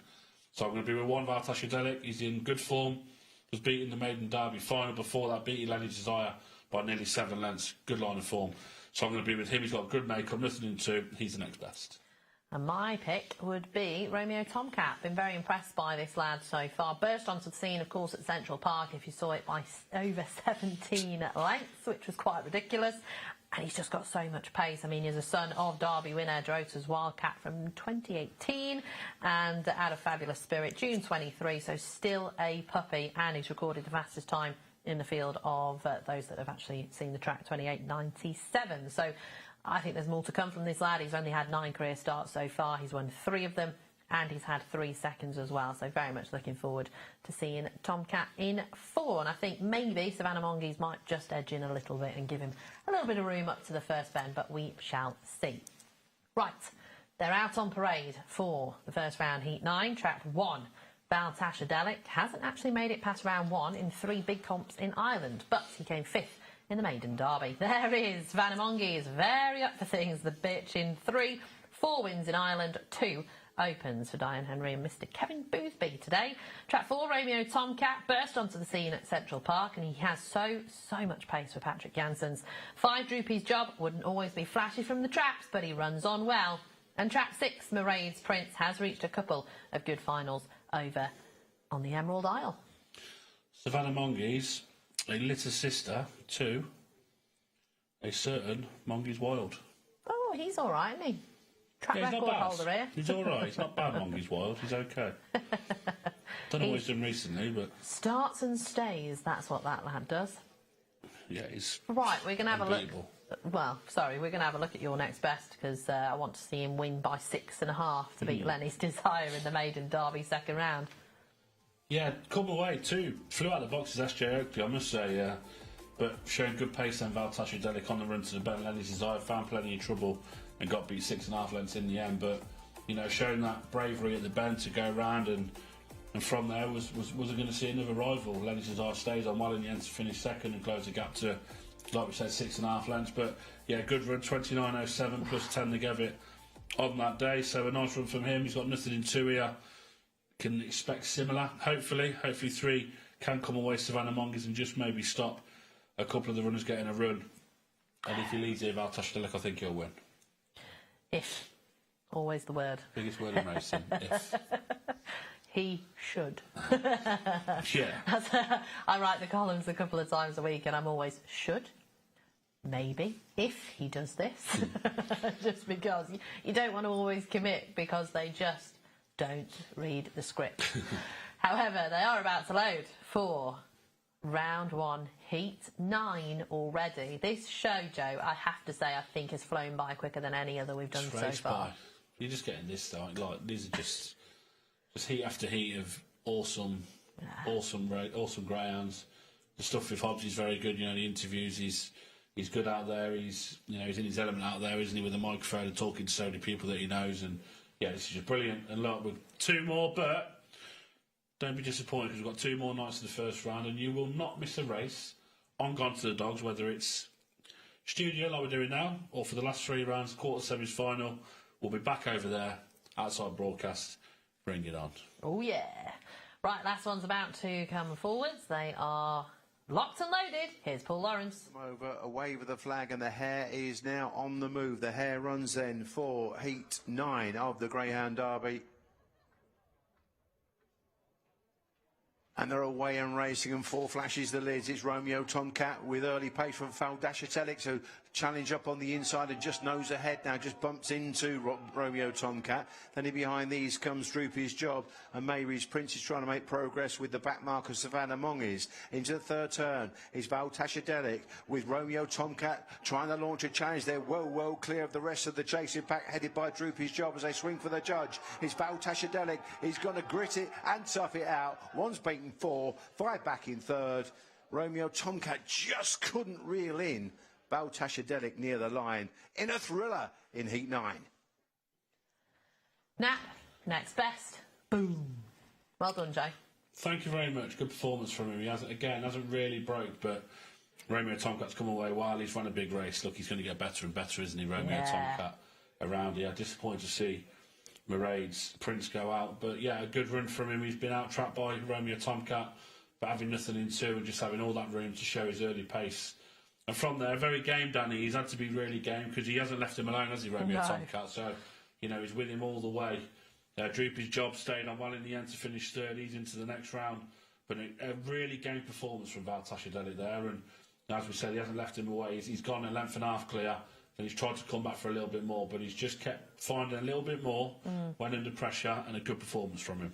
And helps that Savannah Mongies completely blew the start here, because we know she can flash out and she hasn't today. So Romeo Tomcat and Valtashadelic have managed to pace up into the first bend. And I mean, you can see he's edged off slightly, but mostly they've kept to an all right line there. Fastest I thought. time of the night, 28.81. Goodness me. So yeah, trap maybe getting a little bit quicker.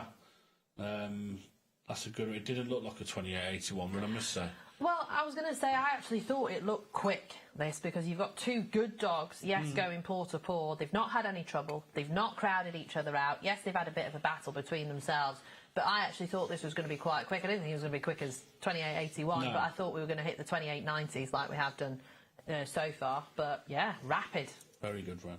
Very, very good. And the arms are up. There's nothing better than seeing that. Arms up aloft. Aye, aye. Well done, boys. Go and collect. Now there is Valtashadelic heading towards the winner's podium. Is that Rachel or Nikki? Is that Nikki? Rachel back in Ireland, is she? Rachel's still in Ireland. Yeah, she's got work in the morning. Ground Racing UK. Yeah, she does, writing the blog for us. If you haven't read that, by the way, brilliant. Rachel's been doing a blog for us from the kennel, and it's a brilliant read. So you really do need to have a look. Greyhound News UK. Greyhound News are on, yeah.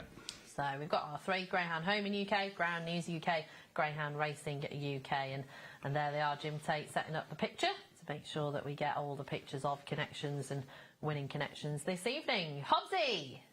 It was a good one. Thank you very much, Danny. With connections, of course, Graham and Nicky Holland, Valtashadelic doing the business, and that sparkling red jacket of his seemed to make the difference in the semi-finals of the Maiden Derby, and ran amok on that occasion. Didn't really get the rub of the green in what was a good performance from Hello Diego to win the JR Racing and Bet Goodwin Maiden Derby, but not disgraced in behind on that occasion, and that was a sparkling effort on the inside. Very game, very brave at the first bend. Yeah, look, very pleased with him. Didn't really make a great start, but lucky in trap 1 and was able to make well use of it and set off down the back straight. And look, it's all about qualifying, and we're pleased to be there for the draw for next week, and wins a bonus. It's a busy time for you. I'm going to let you go have a quick chat with Graham. Very quickly, Graham. Obviously got a rare winner there. That was a nap of the night. Yeah, you had a nice nap there. Look, he used the rail very well, and to his advantage, just sneaked up the inside of the 4. And like I said earlier, he stays well enough, and he proved it tonight. And it's a good time on the night, so very pleased. If he keeps on getting the inside draws, he could go a long way. He could keep on sneaking through, like, you know. I know he's toaster form. Don't know too much about him in Ireland. Tell me a little bit more. I've only had him for the races in England. Larry Dunn's a lovely fellow to train for, and he brought him after he'd done the good run in Shelbourne. And then we had all sorts of little niggles wrong with him, one thing and another, and he was still he never won an open race, so we brought him over for the maiden derby just to school him around and see how he took to it. I did think he probably would like the track. It's his type of track. But he does need to keep on getting the inside draw. So this was a real plan to go for the maiden derby and then obviously the derby, of course. Yeah, generally greyhounds plans don't normally come together, but so far so good. We need luck in the draw with him, but he's there for another round. I remember that race. He just lost momentum. I think crowded around the third bend, but he ran a decent enough race, didn't he, from a tough draw? You sort of know he's out in 4. Jason Heath's dog had a nice bit of early pace in 3, and he was never going to get round him. And I think Paul Hennessy had the one dog in the race who was favourite, Lenny's, and that probably wanted to get out as well, and he's very strong. But he's the type of dog that needs to well, and once he gets on it with a position, he'll always turn up. I was pleased with him in the maiden derby final because he showed that he was trying from behind as well, Which is going to be all important in terms of qualification. Now, I spoke to you in the immediate aftermath of Bocco's Diamonds' victory. Seemed okay afterwards. Everything okay? How'd you see him afterwards? Yeah, look, he's put his race in. Tomorrow morning, I'll see what he's like. Look, I'm happy enough. He's won. You can't be no more happier.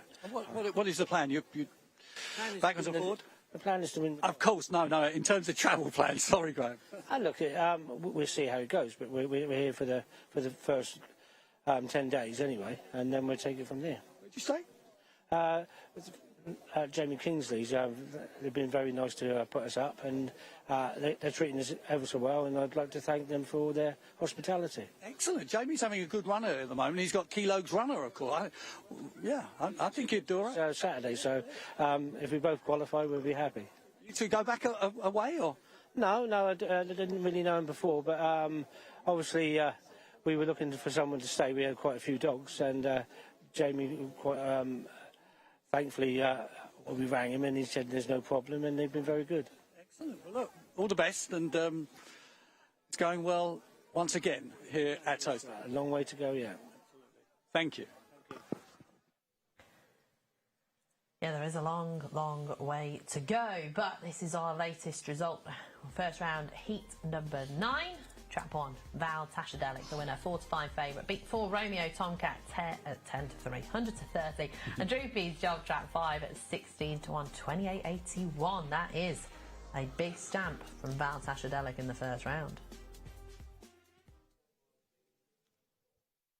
Bet clever, bet good win. Proud sponsors of Gone to the Dogs. Bet good win, bet good win, bet good win.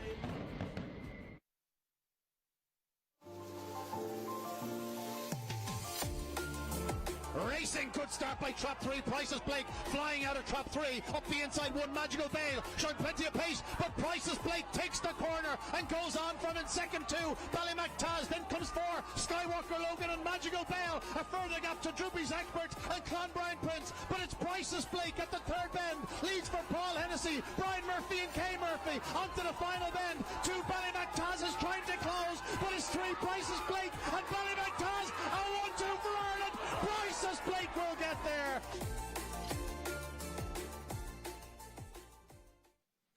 Who was that commentating, Joe? I think we know him. Mr. Fortune, was it? It was, yeah. I think he's done a couple, hasn't he, in the last 10 years or so. He always does the Irish Derby, of course. Took over from his old man, yeah. Michael Fortune, of course, and sensational. I mean, Priceless Blake, what a run. Yeah, it was a good run. It was our first year at Nottingham, and you see the crowds there. They were all round the stadium, weren't they? It was a brilliant night, I must say, and yeah, good winner. Bit of a surprise, about 8-1, I think it was, Priceless Blake, but a good final. Magical Bale that year made 2 finals, and the draws probably affected him in both. He was in 1 in both finals, Irish and English, and that just affected him in both them finals. But a cracking racing. Look, he's breeding, and you know he's bred plenty of lovely dogs in the past, hasn't he, since Magical Bale? So yeah, he's gone on to bigger and better things in that kind of career now. So yeah, look, it was a good final, a really good final, and only 2 years in Nottingham. We had COVID after that we saw earlier with Deerjet Sydney winning there. So before that was Toaster again, and we'll come to them, I'm sure, over all the nights. We're going to go back, I think, in a bit of time, aren't we, over the 3 nights. So we'll see you then. And you know what that means, Joe? Yeah, I'm not here that night. We're gonna see Salad Dodger. My claim to fame, the only anti-post bet that's ever won in the Greyhound Derby for me, and I put it up in my first year that I thought, I know what I'm talking about with dogs, and then it's gone downhill ever since. But I put him up for William Hill, and I was like, loads of people would tweet me afterwards going, did you just tip that up? I was like, yes I did, 125 to 1 anti-post. Like I say, I've never done it since then. Absolutely ridiculous. But and quite honestly, it was because he was a graded runner and I knew the graded runners at the time. Right, here's Heat 10. Heat 10 already. This night has flown by. I can't believe it's 9:15. Droopy's Invent at 14 to 1, Trap 1. 2 Glory Lord at 5 to 1. 3 Ginger's Reuben at 40s. 4 Race Night Ivan at 40s. Trap 5 Bombay Ben at 14s. And 6 Cheap Sandwiches. Yeah, very skinny, I must say. But yeah, he's the main anti-post pick. Cheap Sandwiches, I thought, ran the bends extremely well in that trial stakes on the 20th of April, beating Keyfield Goose, who we'll come to in the next couple of nights. I fancy him to win his heat as well. But yeah, Cheap Sandwiches, he's a very, very fast dog, I must say. He really is. And I think he's tailor-made for this place. He's tailor-made for this place. So yeah, hopefully he can do the business. He's 2 to 11 to do so. It's like you wouldn't be playing, you just want him to get through. So let's hope he gets through. Here is Cheap Sandwiches. And he won on this occasion back on the 20th of April, and he won and beat Keyfield Goose, who unfortunately has been withdrawn from... No, it's Rocky. Oh, it's Rocky. Goose is still in, yeah. Apologies. I fancy Keyfield Goose. Sorry, Phil. I fancy him in his heat, I must say. He ran a massive race on this occasion, Keyfield Goose, to get to within a length and 3/4 of him. So yeah, I'm with Keyfield Goose in his race. I don't know when it is, if it's tomorrow or Saturday, but I do fancy him. But yeah, Cheap Sandwiches, I thought ran the bend extremely well, and yeah, look, we should just win, shouldn't he? He should just win. Now, what I will say is we've had 2 Trap 6s win tonight. We've had every other trap win, apart from Trap 4. So we've not had a black jacket actually take a race this evening in the heats of the Greyhound Derby. I don't think we'll be getting one here. I agree. Let's go to Hobbsy, shall we? Thank you very much. I was just chatting to, I always think, one of the best dressed men that I ever come across on a greyhound track, but generally you're more often likely to see him at a horse race track. Simon Knott. How do I introduce you, Simon? I don't know. I suppose I'm a journalist that specialises in the betting ring. That's my sort of passion. That's what I like writing about, and that's why I'm here today writing betting ring report that'll be on the Star Sports website shortly after this race. Talking about the action that's been on today. There's been some big bets. It's what you do. You're effectively recording all the big bets and getting it out there, telling the stories of what's going on. That's right. All warts and all, winning races, losing races, and at the moment it's not going so well. It's a bit of a reversal in the last there. It's been a bit of a up and down sort of day, but we're lucky to get it back now with a long odds on shot. But it's been good fun. There's plenty to write about. And you've done a few English Greyhound Derbies with Star Sports, haven't you? Yep. 2017 when Ben took me under his wing. It was the first one, I think, and I've been to all of them since. So I'm doing these, the heats, the round next week, and then I'll be back for the finals night. So horse racing comes in between Royal Ascot and the Derby. So you're a hired hand, and I'm sure you wouldn't mind me saying that. You work for other firms as well, and AK Bets is another one. I'm passionate about their dogs as well. Yeah, I've been to Ireland, quite a few places over there with them over the last few years. Anthony's given me a bit of work, and it's been great fun. Really good, really enjoy going over to Ireland. But I'm in dog racing over there, just horses. So yeah, it's good fun. You've got to arrange that. There's a few Irish folk here tonight that I'm sure will set aside 1 or 2 tickets for you. Yeah, there was one asking for even money, the last favourite, as they were going into the traps. I bet he wish he took the 4 to 5 after it won, but he was after the value. And where do you shop? Oh, anywhere. My wife helps me out with that. But yeah, I'm glad I brought this coat tonight. It's a bit colder than anticipated. Come on, you're a tough West Country boy, right? Simon, always lovely to see Simon Knott, who's working with Star Sports tonight. We're gearing up for the final heats of the first night of the first round. Just going to give you a quick blurb on each of them here. Track 1, Droopy's Invent, just missed out on the Munmore Puppy Derby final spot in third. He was beaten a neck. Track 2, Glory Lord, has had 4 wins in Ireland. Comes to Craig Morris at Yarmouth. Track 3, Ginger's Reuben, reached 2 Cat 1 semis over 5-1-5 at Hove, so will stay on strongly. We've got Race Night Ivan in Track 4, a bit of a trouble magnet for me, and does need to improve on his trial time of 29.59. 51 calculated. Bombay Ben we've not seen since February, but has been mixing it in with some good dogs. I mean, he was beaten into second by Droopy's Plunge back in Feb. And Cheap Sandwiches only held a length by Diamond at Shelburne and has recorded a 28.79 in his trial. Yeah, Bombay Ben, little brother to Bombay Birch, Bombay Nutty. Of course, the Bombay Birch won the Puppy Derby at Toaster in November, so he's a little brother to him. He's Bombay Ben. He's been off the card a while. He's now with Cornelius and been sold by Patrick Janssen and the team. He's got it to do here. Look, this is a tough enough race, and it's all about Cheap Sandwiches. If he comes away and runs the bends as well as he did in that trial stakes, he'll win. Yes, we should hope so with Cheap Sandwiches, because that will be then all top three, well, three out of the four of the top market through. Bombay Pat, of course, not yet seen, so we'll have to wait and see. Does he run tomorrow? Yes, yeah, he does. Yeah. So very much looking forward to that. Deladi Dar runs tomorrow as well, reigning champion of the English Derby as in heat number 14, as they head behind the boxes. So the stars tomorrow, Danny, just going through. We've got a few, to be fair. It's Racket All Brute by the Macaxel in heat 1. Second heat's very, very tough heat, I must say. Deladi Dar, Romeo Steele's out tomorrow. We've got Kilmore Dancer, Keyfield Gooseball Sports Blue, March on Freddy, Romeo Empire, Antigua Kestrel, Slick Sentinel, Bombay Patties on Saturday. It was going to be one of the next 2 days. Right, we are just about ready here to load for our Star Sports and TRC English Derby 2025 first round. Heat 10 is coming your way. Here's the main man behind the mic. Chris waves his flag, and the hare is now on the move. Hot favourite in trap 6 is Cheap Sandwiches. Stand by for a start. Gates lifting off and racing, and 1 Droopy's Event flashes the lids, but early pace from Cheap Sandwiches to come through and challenge. And he cuts across now and goes on. Cheap Sandwiches has around about a 2-3 length lead now already from Droopy's Invent, who's now being passed by Glory Lord, showing good middle gears. In behind these comes Race Night Ivan, and then we've got Ginger's Reuben. At the back of the pack is Bombay Ben. As they turn for the judge, it's Poetry in Motion. Cheap Sandwiches, yes sir, he's gone on to win nicely in the end. It's a 6-2-1 order. Glory Lord second, Droopy's Invent was a gallant third, but no doubt about the winner, Cheap Sandwiches. For that man again, Graham Holland. Well, we said at the bend one, all over, and, quote, he's a proper dog, he is. Joe. He is. He's just professional, isn't he, in what he does. You know, he's been out-trapped there by Droopy's Invent, but he's shown loads of speed into the corner.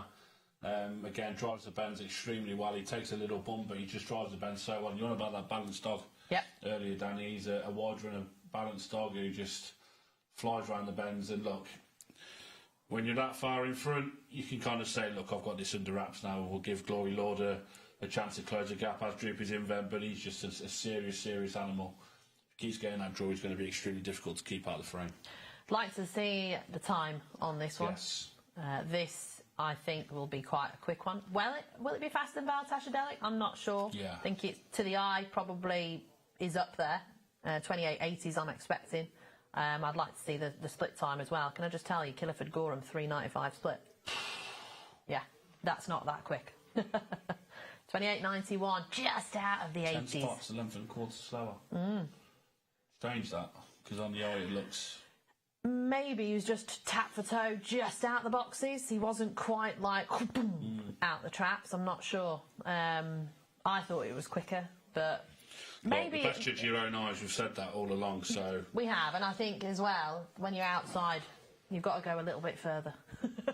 So, Baltasar Delic, bang on the rail, Cheap Sandwiches out wide, and look at him go. I mean, he's clear from everything else. He's a top-class greyhound. That 12-1 would be looking pretty good right now. Oh, look! Wearing the Greyhound Home in UK jackets. Look at those. Beautiful. Absolutely loving life. Patiently waiting to race. You tell me these don't love racing. I know, look at them. I love it. Ducking and diving in between legs as well. Right, let's go to Hobbsy. Thank you very much, Danny. And Livy Noble is with our retired greyhound here, who's making a right fuss and a right noise as the greyhounds went past and the hare went past. Absolutely loving life. Yeah, he's literally come to life tonight. He's only ever raced at Crayford, but he heard the hare first, found where it was, and he's been very, very vocal. I think you've just missed him. You'd have been able to interview him if you'd got back on here a bit sooner. So yeah, he's had a great time. He's loving it. He can't wait to come back Saturday. Yeah, absolutely right. Greyhound Homing UK, of course, a new platform, and there's plenty going on at the moment. Yeah, loads going on. I think it's brilliant because it's actually really nice. We've needed this for a long time. You know, a lot of people coming together, shared interest from, you know, within racing, but also the homing kennels too. And it allows a central place for people to look for dogs across the country. And you can, you know, search by the, you know, type of home setup you have, etc. So I think it's fabulous. And Gail's done a great job. And yeah, we're looking forward to supporting the team right the way through the Derby and beyond. So. Check it out, Greyhound Homing UK, and plenty of fundraising going on throughout the course of the Derby. 10k target, I heard. So yeah, hopefully we're going to make a good start this first round, and then we'll go from there, and be nice to exceed the target. Who knows? Livy Noble, always a pleasure. Family good, sister, the old man? Yeah, all good. Beth will be here on Saturday with Forrest, so you can you know, tell her to watch out when he comes near the traps, because he'll be trying to join in as a dog number 7. If we Whisper it, I'm in the comfort of the studio. But well done, Forrest. Right, let's make our way across to Graham. Rachel Holland, I can see, just being interviewed by Emily Wallace for the Star Sports socials, and no doubt all smiles once again. I'd almost say that was saving the best for last in many ways. I know it wasn't the fastest time of the night, but Graham, to the eye, that was really impressive. Yeah, look, he's a very nice dog. He's, you know, say he's unlucky not to win a Derby already, but we were lucky enough to win it, so we're actually over the moon with him. He's a lovely dog, really nice dog to train as well, nice, calm, great temperament. So look, he's work in progress, and he's doing exactly what we want him to do at the moment. Hopefully it continues. Absolutely, it's been an extraordinary start for Team Holland. I feel like we've been here before in terms of, you know, early round winners. I remember speaking to Nicky on a number of occasions in recent years as well. So that's a really good start. Rachel taking Cheap Sandwiches away. I think Ian Fortune said that, and you've just said that Bocco's Diamond not won the Derby, and Cheap Sandwiches across the line in front. He was second in the Irish Derby, of course. He would have been a great Derby winner. Yeah, look, he's a lovely dog. He's just a very nice dog to train, and he deserves to win a major competition. Whether it's the English Derby or whether it's another competition, he does deserve to win something. You want them kept apart in the second round, don't you? You'd like to think so, and with the seeding being wide, you'd like to think most of the wide seeds will be split up. Of course it would, yeah. So there's a little bit of thinking behind that as well. Very good, absolutely. You're ahead of the game. Well, I don't know ahead of it. You're always ahead of me, don't worry about that. But we're still there anyway, trying our best. You're absolutely spot on there, yeah. So, look, great start, and good luck again moving forward. Graham, thank you very much. Well, it's got to be one happy man, Graham Holland with Cheap Sandwiches, who has stamped a fair bit of authority over this competition with his winning time, 28.91. Yes, 10 spots slower than Baltasar Delic, but to the eye, very, very impressive. Looking forward to seeing the split as well. 1-5 favourite, unreal. Glory Lord, 5-1 in second. Trap 1, Droopy's Invent was back in third. All three make it through to round 2. The draw, of course, on Sunday afternoon. Bet Clever. Bet Goodwin. Proud sponsors of Gone to the Dogs.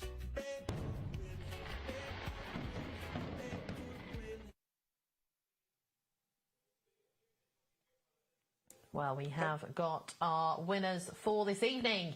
JT Craze, Tiffield Tarquin, TJ's Challenge, Droopy's Trade, Droopy's Aladdin, Bocco's Diamond, Droopy's Prefect, Ballymac Peb, Baltasar Delic and Cheap Sandwiches. If you're on 6 in the Trap Challenge, you're flying high at the moment with 3 winners on the board. Bad night for bookmakers. Looking at that. Bad night, and that's exactly what we want. Oh, yeah. So, what was your highlight? Tiffield Tarquin for me. Been off the card a long time, had a bad injury. To come back and do what he's done there in the first round of the Derby takes a lot. So, yeah, 28.94, leading all the way, 4.13 sectional, and we're going to have a look at it again It was daylight at this stage. We're now into the nice dark evenings, but yeah, a great performance from Tiffield Tarquin. Went on to beat Bubbly Chargers, and he's led them, and he didn't see another rival. He's 3 lengths clear here. He wins by 6 3/4, so he doesn't stop when he leads. 28.94, 4.13 sectional was a brilliant run from him. So yeah, a great performance from Tiffield Tarquin, and you saw what it meant to connections, and the interview was brilliant, wasn't it? It really, really was superb. And Tiffield Tarquin, I think we both agreed on him, so very impressive. We also agreed on this lad, because this was my highlight of the night, and it's a puppy, Track 2 Ballymac Pev in the 8.39. Look, he misses the break, he's only a youngster, and that has done him the world of good, because he's managed to just slip into the slipstream of Swords Don in the red jacket. He's managed to avoid the little bit of aggro that was plaguing a couple of others. Prince Nassim was on the scene here, coming through on the outside of Swords Don, who made all to this point. And Ballymac Pev, I think he's got a bit of a racing brain. He's got some speed. He's managed to come up the inside. He's actually held his form well there, and he's come through to win by a length in a time of 29.31. Not the flashiest time, but for me, for such a young pup to be in the hustle and bustle of a full 6-dog race as well, because he had one of the full 6-dog races, and he's just managed to come in, come out. He's kind of settled himself back in behind dogs, and I actually think he's a really nice type for Liam Dowling, so he might be one that's going to go deep in the competition. Hobbsy, what was your highlight?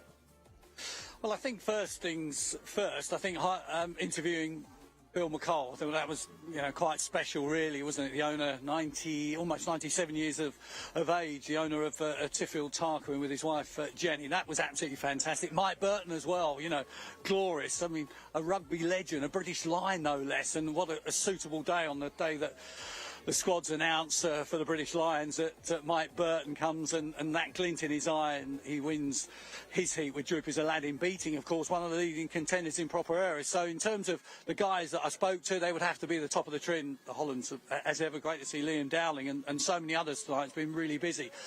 I'm going to stick with Bocco's Diamond in many ways. I know that 4 greyhounds that dipped under 29 seconds, and surprisingly wasn't Bocco's Diamond, but you just rerun that race again. I thought he showed electric gears off that second bend. There's more to come from this dog.